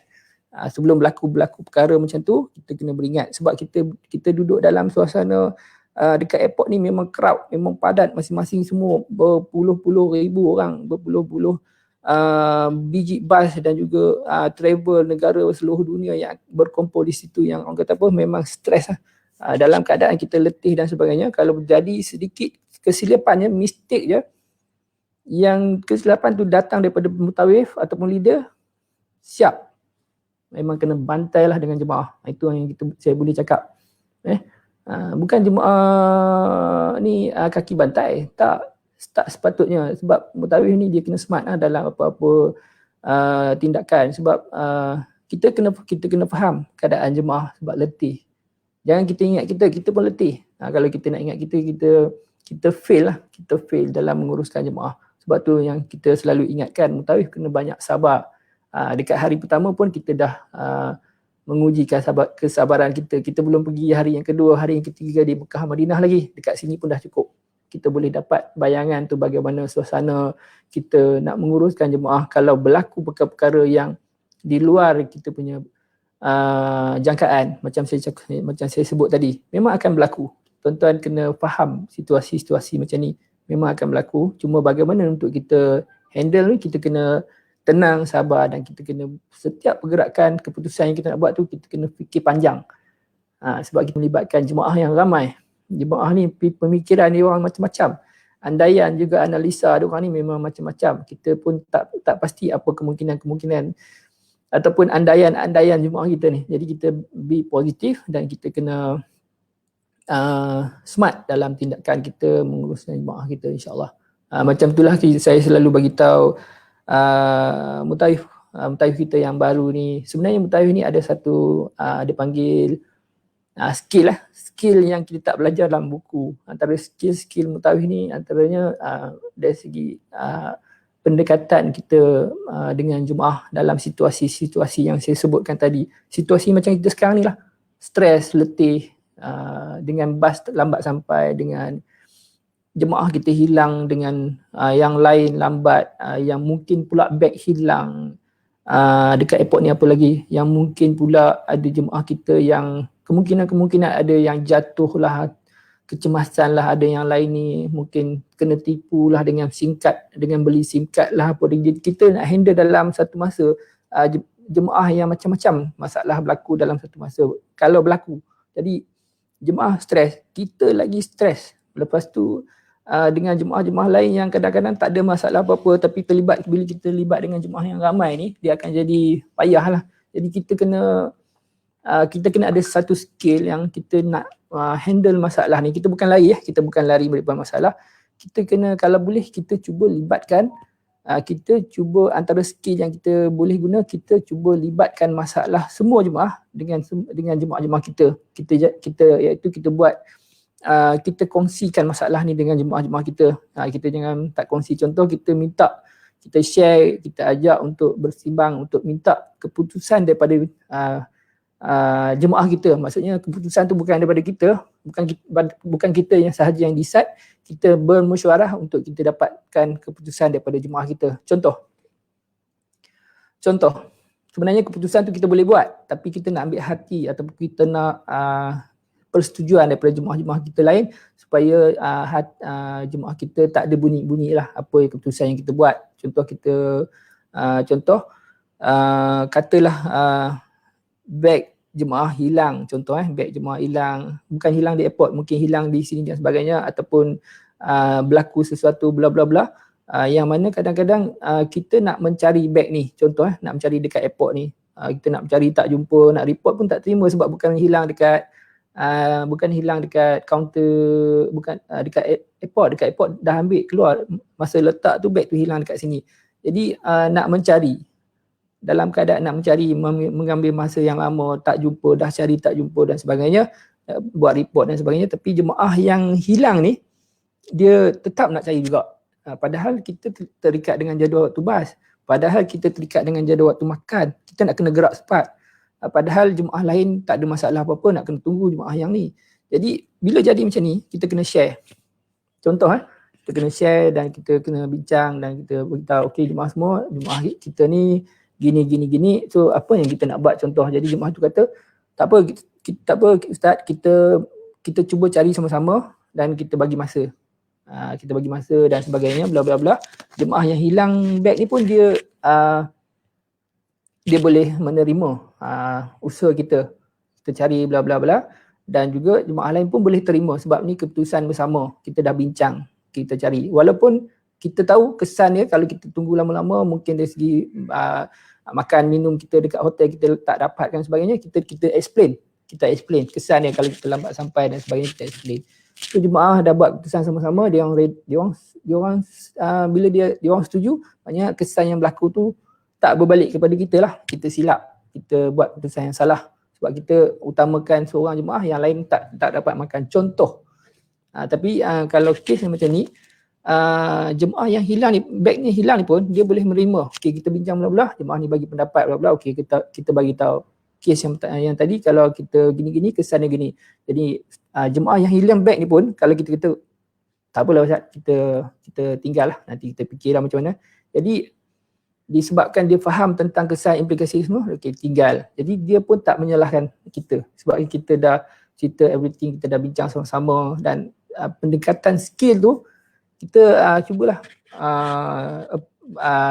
settle dengan orang kata apa, berhemah lah. Contoh tu satu contoh lah yang mana kita perlukan, kadang-kadang kita perlukan perbincangan bersama. Walaupun kita ada hak untuk kita buat keputusan, kita buat keputusan melalui perbincangan bersama jemaah kita, yang mana kadang-kadang kita silap buat keputusan, dia akan berbalik pada kita. Sama ada pihak A ataupun pihak B, dia akan tetap berbunyi. Pihak A, pihak yang hilang beg tadi lah, pihak ni mungkin okey sebab kita nak jaga pihak-pihak ni, kita nak balance kan. So kita kena faham lah dua pihak yang keadaan ni, sebab kita bergerak dalam keadaan jemaah. Saya rasa penerangan ni boleh faham lah. Ini satu contoh situasi lah yang mana kita kena jaga, kita kena berhati-hati dalam kita nak buat keputusan untuk kita nak jaga semua pihak-pihak jemaah kita.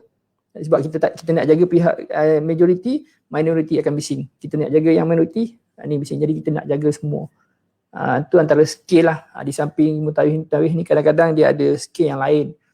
Dari segi psikologinya, dari segi macam-macam lah. Itu antara skill ni kadang-kadang dia datang daripada pengalaman dan sebagainya. Dia tengok jemaah gini, dia boleh maksudnya dia faham bagaimana nak tackle jemaah gini. Dia tengok jemaah yang keras ni, macam mana dia nak tackle yang keras ni. Yang gini, yang kaki komplain ni, macam mana nak komplain yang jemaah yang kaki komplain. Kadang-kadang jemaah kita ni memang kaki komplain. Tak ada masalah apa pun sebenarnya tak ada masalah apa pun. Cuma kadang-kadang memang dia suka komplain, dia hobi. Ni pun ada juga di satu kategori. Bagaimana kita nak handle.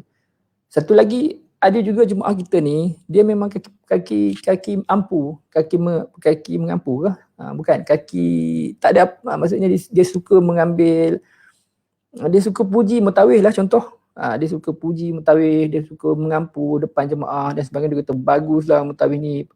Maksudnya apa yang dia kata sebenarnya tak ikhlas pun. Jadi kita sebagai leader ni kita kena bijak lah. Kita kena smart. Sebenarnya tujuan dia buat macam tu sebenarnya bukan apa. Mungkin sebab mungkin kita bagus jugalah, mungkin. Tapi nampak over sangat dengan pujian dan juga ampu dia tu kepada kita. Tapi kita faham dia ni mungkin. Selalunya orang macam ni dia nak perhatian lah. Dia nak mutawif diberi perhatian lebih kepada mutawif. Macam tu lah lebih kurang. Tapi kita kena smart lah. Kita jangan pula sampai dia terasa hati, kita sound dia gitu dan sebagainya. Tapi kita kena faham situasi jemaah kita. Yang mana bila kita bermusafir ni, kita jadi group leader ni, tuan-tuan percaya tak majoriti jemaah kita, tak kira tua lah, muda dan sebagainya. Bila kita musafir ni, diorang ni tua leader ataupun mutawif lah yang menjadi orang kata apa, ibarat macam mak dan ayah dia lah. Dia ibarat macam bapak dia, macam tu. Walaupun pakcik-pakcik kita bawa mutawif kita ni dipandang seperti bapak dia orang lah, macam tu. Jadi dia orang apa pun dia orang akan mengadu. Dia akan mengadu pada mutawif. Sama ada dia mengadu dari segi hal-hal yang berkenaan dengan ibadah ke, pengurusan ke, sampailah berkenaan dengan yang bersangkutan dengan personal pun dia orang mengadu dengan kita. Macam kita bapak dia orang lah. Contoh walaupun kita kadang-kadang kita lebih muda daripada jemaah kita. Ini antara perkara yang biasa bila kita musafir. Sebab yalah orang kata apa, bila kita musafir ni kita sebatang kara. Pergantungan kita dengan Allah tu memang lebih kuat lah. Di samping kita bergantung dengan Allah, jemaah ni bergantung dengan mutawif. Jadi apa-apa je mutawif, apa-apa je mutawif. Macam itulah saya nak bagi gambaran. Jadi mutawif kena orang kata apa, kena bersedia dari segi mental dan juga yalah dari segi mental lah, kena bersedia dengan jemaah-jemaah yang begini, yang yang akan mengadu, akan meluahkan apa saja pada mutawif kita. Contoh yang mutawif kena sabar-sabar sangat.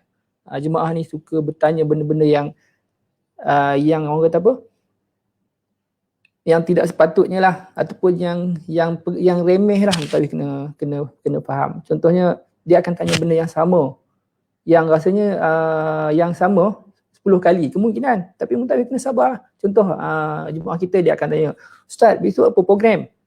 Padahal tadi kita dah bagi taklimat, esok kita ada ziarah. Tanya lagi time makan, program esok nak pergi mana? Padahal kita dah bagi taklimat, kita dah bagi tahu everything. Dia akan tanya lagi. Contoh ni contoh, dia akan tanya banyak kali. Sebenarnya bukan apa. Sebenarnya bukan dia orang tak tahu. Dia orang cuma nak kita ni beri perhatian kepada dia, kita bagi explain ni gitu-gitu. Macam itulah yang saya nak maksudkan. Saya rasa tuan-tuan faham lah maksud saya macam tu. Jadi ni yang kita akan lalui bila kita jadi mutawif. Kita akan berhadapan dengan jemaah-jemaah yang kata apa, yang nak diberi perhatian ataupun manja lah macam tu. Jemaah kita ni manja macam tu lah. Bukan manja lah, tak berapa sesuai saya pakai istilah manja. Maksudnya nak diberi perhatian. Kita sebagai leader bila kita belum musafir, pada siapa lagi dia orang nak merujuk? Kita je lah. Orang lain tak ada apa. Sebab dia orang pun pertama kali sampai di Mekah Madinah contohnya. Siapa lagi dia orang nak rujuk? Siapa lagi dia orang nak bertanya selain daripada kita? Buat orang lain, kawan-kawan lain mungkin dia segan dan sebagainya. Sebab dia tahu kita ni petugas, jadi kita je lah tempat dia orang bergantung dan berharap dan sebagainya. Jadi itu antara perkongsian saya lah kepada petugas kita, terutama yang baru-baru ini. Kita kena banyak bersedia dari segi mental lah, fizikal pun samalah, insyaAllah. Jadi kita tengok komen kita ni, terlepas pandang pula saya baca komen. Arjun Khairo, selamat pagi daripada Pontian. Nur Hayati Dosokis, sahabat saya Zaid Suku, Haji Adusta. Lama tak pergi hiking ni, Tuan Haji Zaid, jom bila kita nak pergi hiking. Hiking tak dibenarkan lagi ni.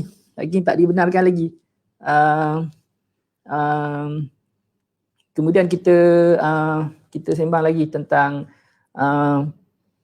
perjalanan yang kita nak pergi ke hotel, dan ini kita lihat gambar. Okey, ini contoh-contoh gambar kita berada di ini di terminal Hajj, yang mana kita tempatkan jemaah kita parking jemaah kita untuk kita cari bas. Okay, kita lihat dalam gambar ni bas. Okay, bila kita jadi leader, bila kita jadi mutawif, bagaimana kita nak dapatkan bas dekat terminal ni adalah mudah saja, sebab kita jangan bimbang.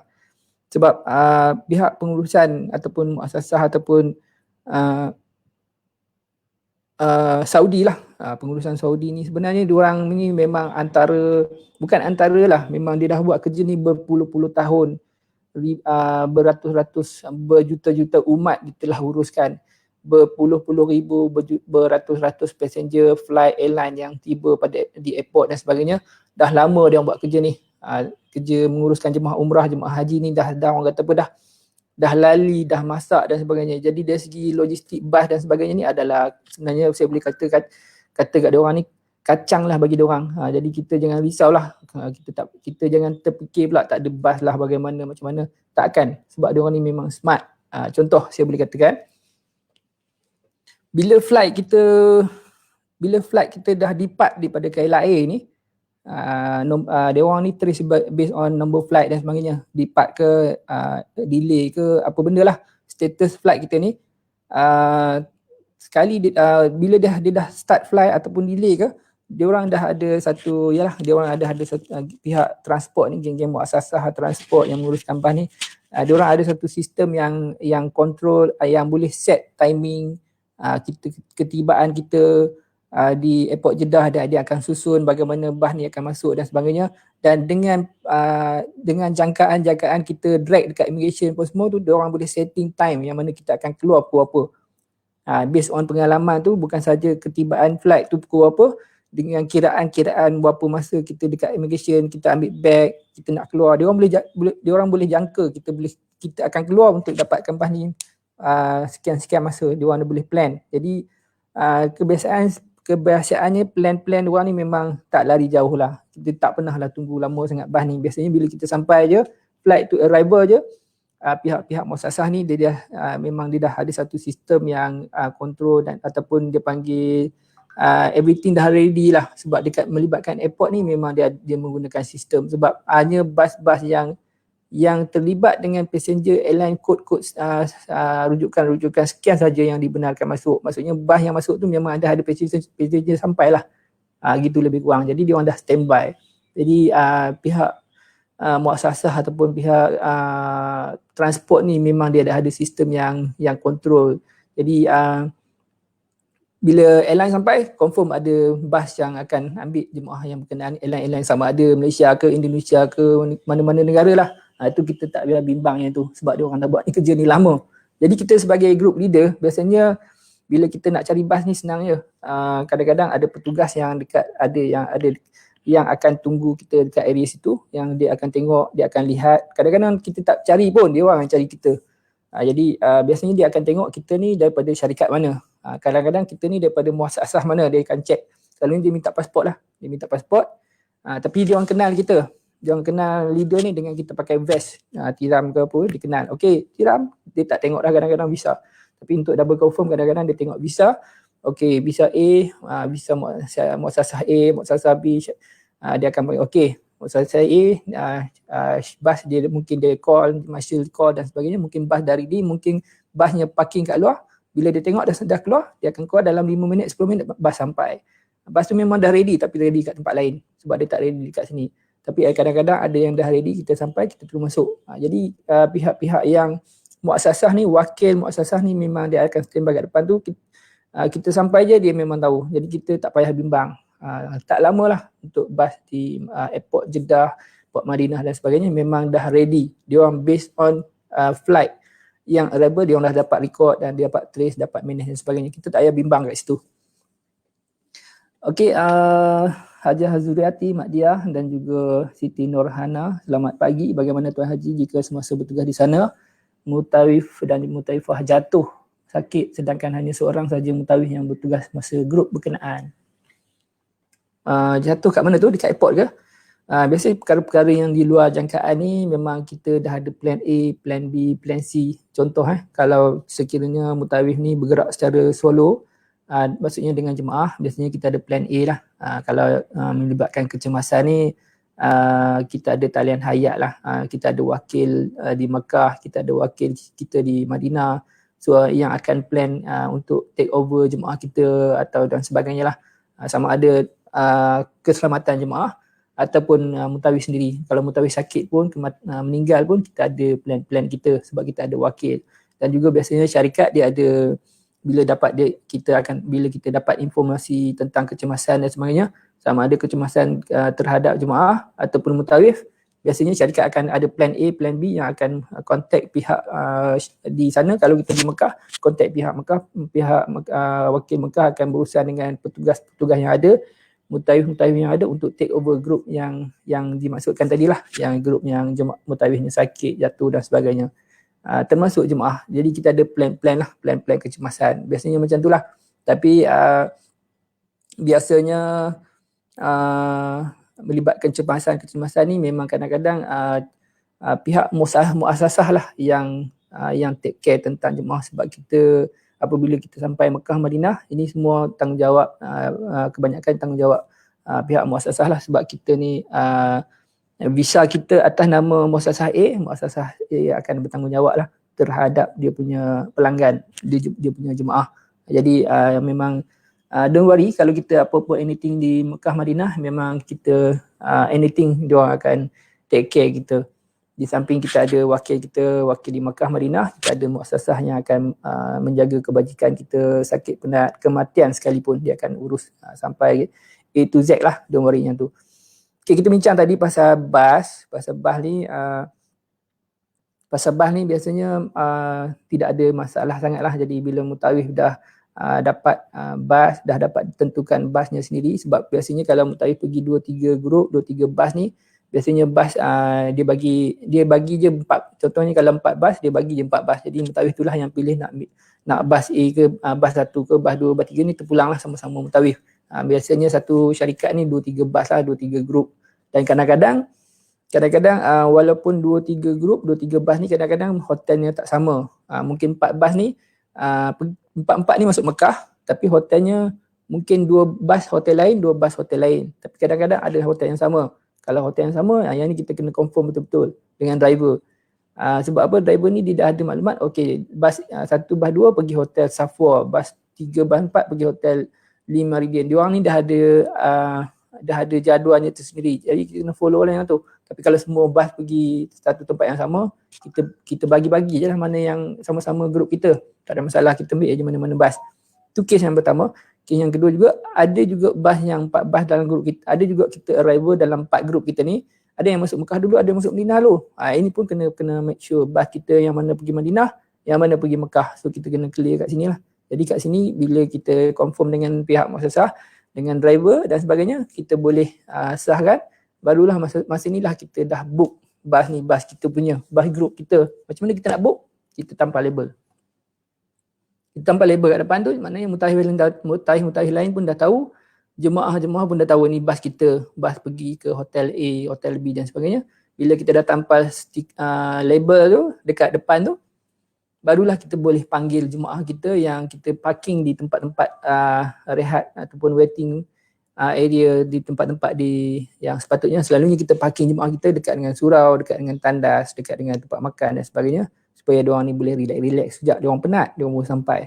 Jadi baru dalam diorang rehat tu kita pergi cari bas, kita clearkan everything, barulah kita pergi panggil jemaah, bas dah ready, dan kita bergerak ramai-ramai bersama troli dan sebagainya. Yang perlu kita ingat di sini adalah kita make sure kita jangan tinggal apa-apa saja yang kita nak bergerak, sebab bila bas sampai masing-masing semua pakat nak gerak, mutawif pun tak ambil kisah, just bagi tahu je tu, tak check betul-betul, sampai kadang-kadang tertinggal luggage dan sebagainya. So kena make sure dengan jemaah supaya yalah jemaah ni kadang-kadang dia excited, dia tinggal semua beg-beg dia masuk je bas ataupun dia bawa beg, dia tak ingat yang dia ada beg yang lain. Jadi yang ni mutawif kena berhati-hatilah. Jadi masa pergerakan nak pergi ke bas tu, make sure everything, bas, bag, semua luggage dan kena hati-hati, bergerak pelan-pelan, tenang-tenang supaya tidak ada barang yang kita tercicik.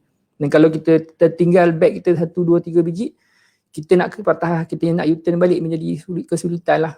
Dia banyak sebab lah, sebab nanti kita nak libatkan masa, nak masuk balik pun satu masalah kalau kita keluar kat airport. Jadi macam-macam lah kesulitan. Jadi kita kena berhati-hati, teliti dan tenang-tenang je dengan jemaah kita supaya tidak berlaku perkara-perkara yang tidak diingini yang saya sebutkan tadi. Satu lagi ialah jemaah-jemaah kita ni kita faham lah, jemaah uzur dan sebagainya, kita jangan desak diorang cepat supaya masuk bas sebab kita nak kejar masa dan sebagainya. Jangan, relax, kita kena relax. Sebab apa? Jemaah kita penat, kita tak nak jemaah kita sampai terjatuh dan sebagainya. Sebab pernah jadi satu pengalaman, bukan jemaah orang lain, jemaah saya jatuh masa nak naik bas, terpeleot kakinya, satu masalah juga.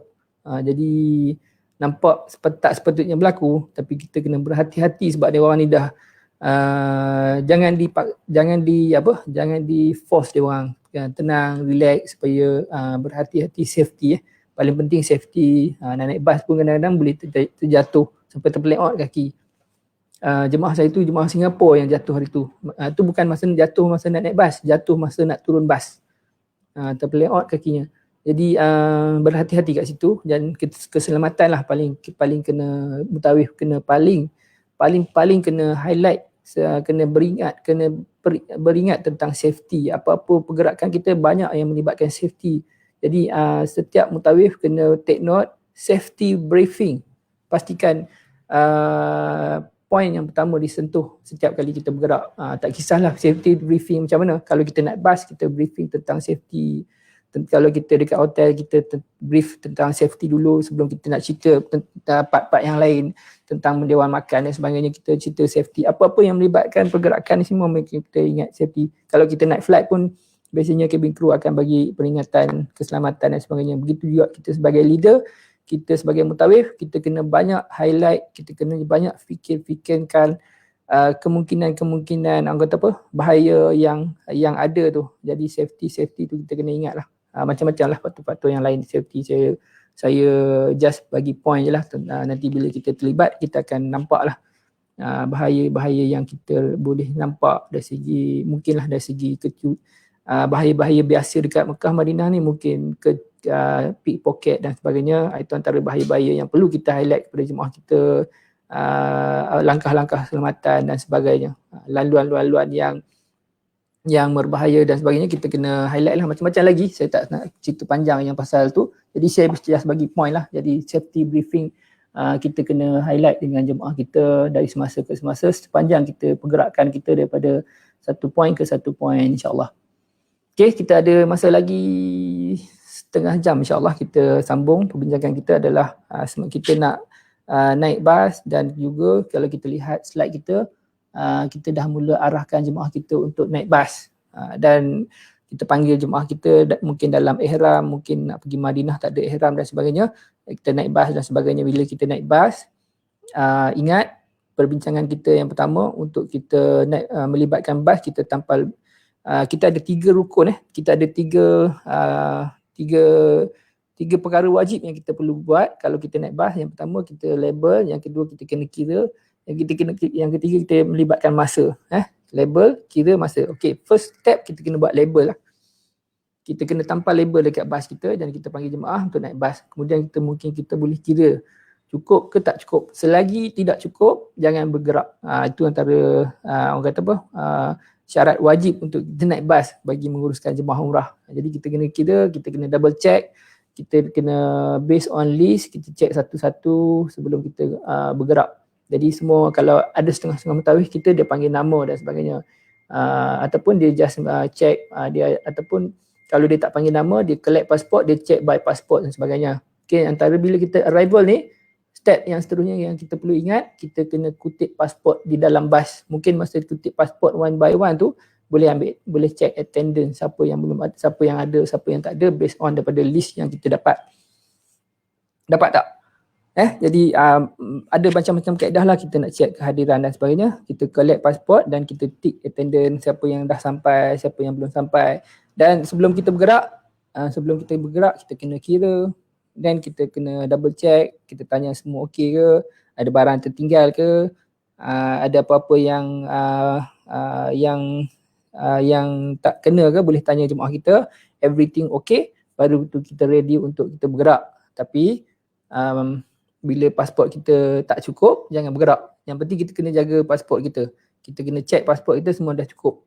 So cukup, dan baru kita bagi tahu driver kita supaya kita boleh bergerak ke destinasi yang kita dalam program kita lah, pondok kita. Kita bagi tahu hotel kita, nama hotel kita. Biasanya driver kita pun dah ada detail hotel kita dan sebagainya. Kita just double confirm betul semua, khalas, tamam, kita bergerak. So kita bergerak lah. So masa kita bergerak dalam bas ni, antara perkara-perkara yang kita nak kena highlight, sebelum tu saya nak sentuh sikit sebelum kita bergerak, iaitu kita kena ingat kita dalam keadaan yang letih, penat dan sebagainya. Dekat sini bila berlaku keadaan macam ni, tuan-tuan percaya tak, akan ada sifat-sifat pentingkan diri sendiri, ataupun jemaah ni akan pentingkan diri sendirilah sebab dia orang penat, letih dan sebagainya. Tambah pula ini hari yang pertama, dia orang belum kenal lagi di kalangan jemaah-jemaah yang lain. Belum kenal lagi di kalangan jemaah-jemaah yang lain. Ni hari pertama ni biasanya dia orang belum mesra lagi. Dah 3-4 hari nanti dah kenal baru mesra. Tapi hari yang pertama ni dia orang belum kenal lagi sama-sama jemaah yang lain. So biasanya dia orang lebih pentingkan diri sendirilah. Pentingkan diri sendiri macam mana? Contohnya contohnya lah yang saya boleh cakap di sini, diorang kita nak masing-masing kerjasama dan sebagainya. Masa kita naik bas pun kita boleh lihat kadang-kadang kita nak, kalau boleh kita nak bantuan ataupun pertolongan jemaah-jemaah kita sama-sama untuk pastikan susunan beg dan sebagainya, dibantu pun start memang tak adalah, masing-masing urus beg sendiri, letak dalam bas, lepas tu dia orang naik dan sebagainya. Macam itulah lebih kurang. Tapi kita sebagai group leader, kita cubalah manage sebaiknya untuk kita bantu mana-mana jemaah kita yang uzur, kita bantu, beg dia kita tolong angkat. Tak adalah jemaah lain nak tolong-tolong jemaah yang lain, walaupun ni masing-masing urusan beg jemaah sendiri. Leader lah, mutaawif lah yang ambil pot, yang ambil bahagian untuk make sure jemaah-jemaah kita yang uzur, yang letih ni, supaya kita bantu dari segi lagih dan orang sebagainya. Kita jangan harapkan jemaah yang lain. Jemaah yang lain mungkin dia orang pun tak larat, dia orang selesai beg dia orang sudahlah. Jemaah lain tu fikir sendirilah, mutaawif fikir lah. Mutaawif urulah, kami tak nak fikir. Itu kerja mutaawif. Itu contoh yang kita akan hadapi di sini. Dan juga kita boleh lihat kadang-kadang jemaah-jemaah yang uzur ni selalunya kita nak ada orang ni duduk di hadapan dekat dengan pintu, mudah keluar. Tak ada, jemaah lain tak ada fikir benda ni. Yang penting dia dapat tempat yang selesa, tempat duduk okey, yang lain okey, yang lain fikir sendirilah. Macam itulah selalunya. Jadi kita sebagai mutaawif ni kita fikirlah, kadang-kadang ada perkara yang kita perlu tolong, kita tolonglah apa yang patut. Jadi macam tu. Jadi semua okey, semua dah duduk dalam bas dalam keadaan yang letih, tak sabar nak pergi hotel, nak mandi, nak rehat, nak baring. Sebab apa? Kita dalam perjalanan yang jauh. Kita dalam, mungkin lagi pula kita dalam ihram, kita nak, kita tak berapa selesa dengan pakaian ihram yang kita daripada Malaysia dalam flight, kita lama, mungkin kita nak bersihkan diri dan sebagainya. Jadi masing-masing tak larat duduk dalam bas tu. So kita hari pertama dalam bas tu, bila kita collect pasport, bila kita complete everything, kita hari pertama dalam bas tu, yang perlu yang kita highlight di sini adalah masa dalam bas tu kita jangan terlalu, orang kata apa, hari pertama masa kita sampai dalam bas pergerakan ke hotel tu, kita jangan terlalu macam mana, bebankan dengan macam-macam pengisian lagi pada jemaah. Jangan pula sampai di hari pertama kita dapat mic dalam bas tu, kita ajak jemaah selawat, kita ajak jemaah kita nak bagi tazkirah dan sebagainya, padahal ada orang letih. Tak, kita kena ingat, kita bagi dia orang rest, kita bagi dia orang rehat. Janganlah bagi tazkirah panjang-panjang lagi, sikit-sikit boleh lah. Jangan sampai daripada airport tu nak sampai ke hotel tak habis-habis. Masa ni kita tengok keadaan. Kemudian kita kena ingat, kalau jemaah kita dalam ihram, kita mesti antara perkaranya yang kita kena highlight masa taklimat, masa pergerakan kita tu, kita peringatkan jemaah kita dalam pantang larang ihram dan juga sebagainya lah. Kita mungkin kita repeat lagi proses umrah dan sebagainya, ataupun secara ringkas, dan juga pantang larang ihram dan sebagainya, dan juga kita talbiah lah walaupun tak lama, mungkin 10 minit, 15 minit, dan kita bagi jemaah kita rehat. Ini yang perkara-perkara yang kita perlu highlight hari yang pertama, hari jemaah kita sampai. Kita jangan duk ajak jemaah buat sesi ta'aruf lagi lah, bercakap lah, tak payah. Sebab dia orang letih, kita bagi dia orang rest dalam bas. Setuju tak? Muhammad Yun Saram, Siti Nurhana, setuju tak? Ni cuma pandangan saya lah, terpulang pada mutaawif masing-masing lah. Sebab majoriti jemaah kita, kalau kita menguruskan jemaah umrah, boleh dikatakan separuh lah. Boleh dikatakan separuh jemaah kita ni yang uzur dan sebagainya, kita kena raikan mereka ni. Jadi hari pertama ni kita lebih kepada bagi dia orang rehat. Kita nak pergi ke hotel, kita brief benda-benda yang penting-penting saja, yang lain-lain tu kemudian. Okay? Semasa dalam perjalanan kita ke hotel ni, beginilah. Okay, ni antara gambaran kita collect pasport dan sebagainya. Zurati Makdiah, setuju. Setuju kan, letih kalau kita pula duk pergi ceramah pula dalam tu. Ceramah kuliah pang, orang dah tak larat, orang nak letih, ceramah lah seorang-seorang, kami nak tidur. Jadi macam itulah keadaannya. Jadi kita kena faham situasi jemaah kita letih dan sebagainya. Jadi bila kita bergerak dalam bas tu, kita sebagai group leader, di samping kita pun penat sebenarnya. Jemaah penat, kita pun lagi penat. Tapi kita kena extra orang kata apa, kekuatan tu kena lebih lagi sebab kita menguruskan jemaah dan di samping kita dalam perjalanan tu kita bergeraklah dalam bas, kita tanya khabar dan sebagainya bagi kita nak pastikan semua jemaah kita semua dalam keadaan yang baik. Yang paling penting sekali kita nak tengok dia orang ni, kondisi dia orang dari segi kesihatan dia orang, okey ke tak okey. Kita takut nanti dia orang dah sampai dia orang ada yang demam dan sebagainya, yang mana tak sihat dan sebagainya. Apabila melibatkan ibadah umrah lagi, kita gagah juga dengan keadaan tak sihat, nanti akan lagi tambah parah pula. Jadi kita ada option lain kalau dia orang tak sihat, mungkin dia orang boleh rehat dahulu dalam keadaan ihram dan sebagainya, kita buat kemudian dan sebagainya. Jadi perkara-perkara ni kita kena tengoklah, kita kena pergi satu-satu tanya khabar jemaah. Sebelum semua dah okey, baru kita rehat, sampailah kita ke hotel. Itu antara gambaran ataupun proses ataupun simulasi kita mengendalikan jemaah semasa kita tiba daripada airport sampai kita ambil bas, sampai juga keadaan-keadaan yang lain lah yang berlaku, yang perlu kita tengok, yang perlu kita lihat, yang perlu kita selesaikan, yang perlu kita bincangkan sama-sama jemaah, kita pakat-pakat, kita bermesyuarah dan banyaklah yang orang kata apa, yang banyak perkara yang kita perlu timbang-timbangkan dalam kita buat keputusan. Ingat, keputusan yang kita buat, kita kena letakkan diri kita di tempat jemaah dahulu sebelum kita buat sesuatu keputusan, sebab keputusan yang kita buat dia melibatkan jemaah yang ramai. Mungkin kita just nak jaga grup ni, grup yang lain akan jadi ni grup yang sihat, kita buat keputusan untuk grup yang sihat, grup yang tak apa nak sihat ni akan jadi masalah contohnya. Jadi kita kena raikan semua golongan jemaah kita. Jangan pula kita buat okey lepas ni kita pergi gini, lepas ni kita pergi gini, sedangkan yang lain tak larat. Jadi kita kena timbang-timbang lah dalam keputusan yang kita nak buat. Yang sebab kita sekarang ni adalah ketua musafir, ketua jemaah, ketua dalam kita buat keputusan jemaah kita, yang mana dia akan memberi kesan kepada semua jemaah kita sekali. Macam itulah. Jadi kalau salah seorang akan terkesan, dia akan efek pada semua keseluruhan grup kita. Kalau boleh macam itulah, kita nak cantik semua, insyaAllah.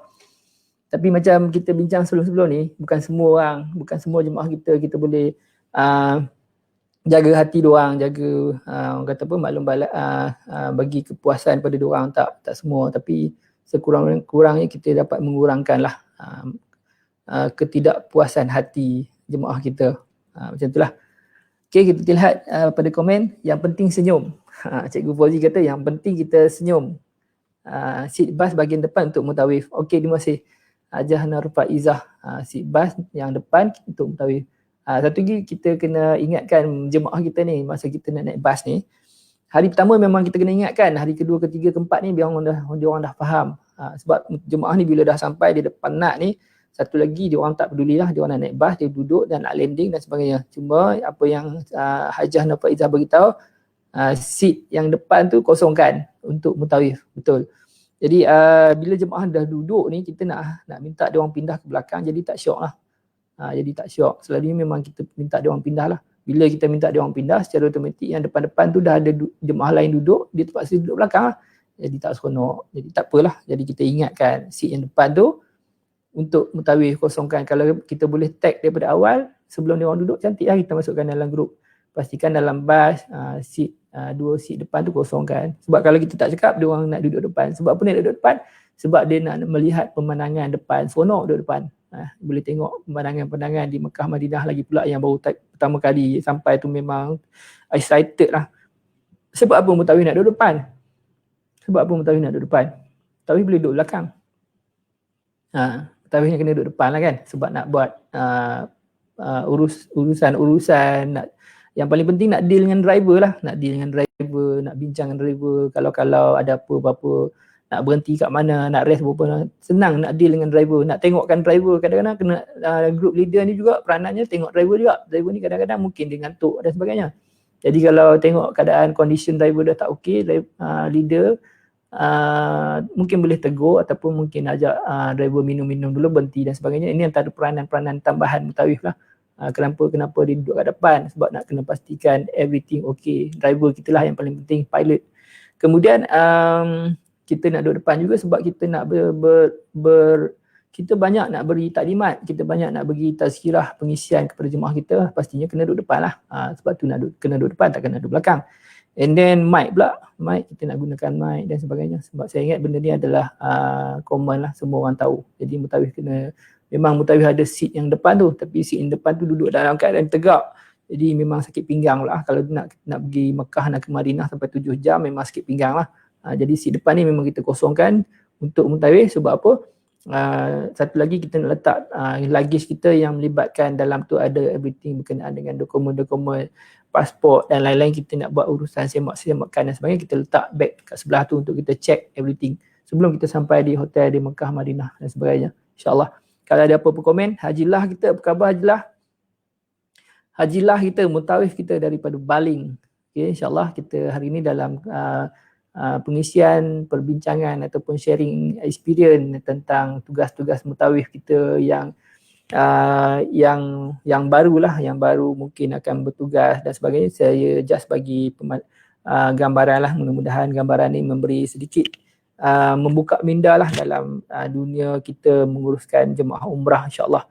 Kita baru sampai dekat dalam bas ni, kita nak menuju ke hotel, sama ada kita nak pergi Mekah ataupun Madinah. So jangan lupa, kalau kita nak pergi Mekah, kita dalam keadaan ihram.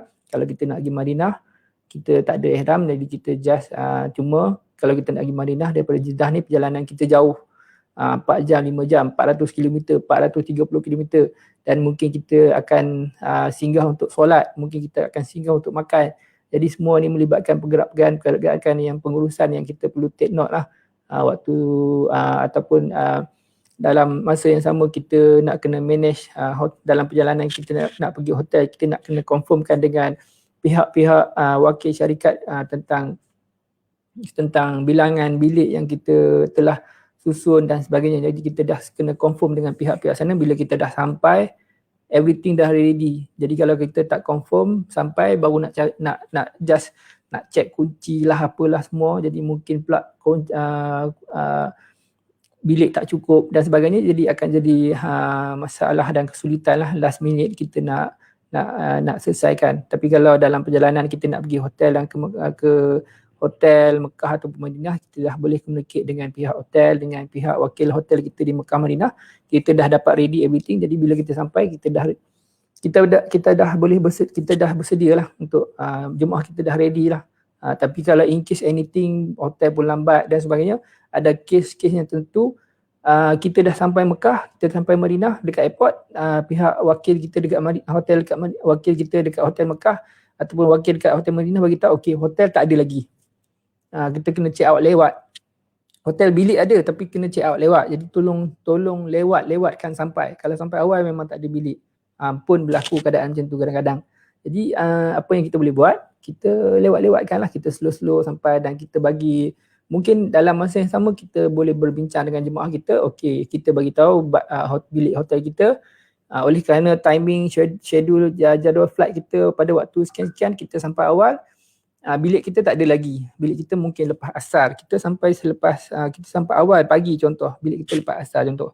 Jadi bilik kita tak sampai lagi, kita nak buat umrah, jadi kita bincang. So macam mana luggage kita mungkin letak daripada sekian tempat, kita selesai umrah dahulu ke, ataupun kita nak rehat kat mana-mana dulu ke, ataupun kita nak buat lewat, kita bincang dengan jemaah faham. So sampai sana taklah teruk sangat, kita nak terangkan pada jemaah. Jadi kita ada masa untuk kita berbincang dengan jemaah kita.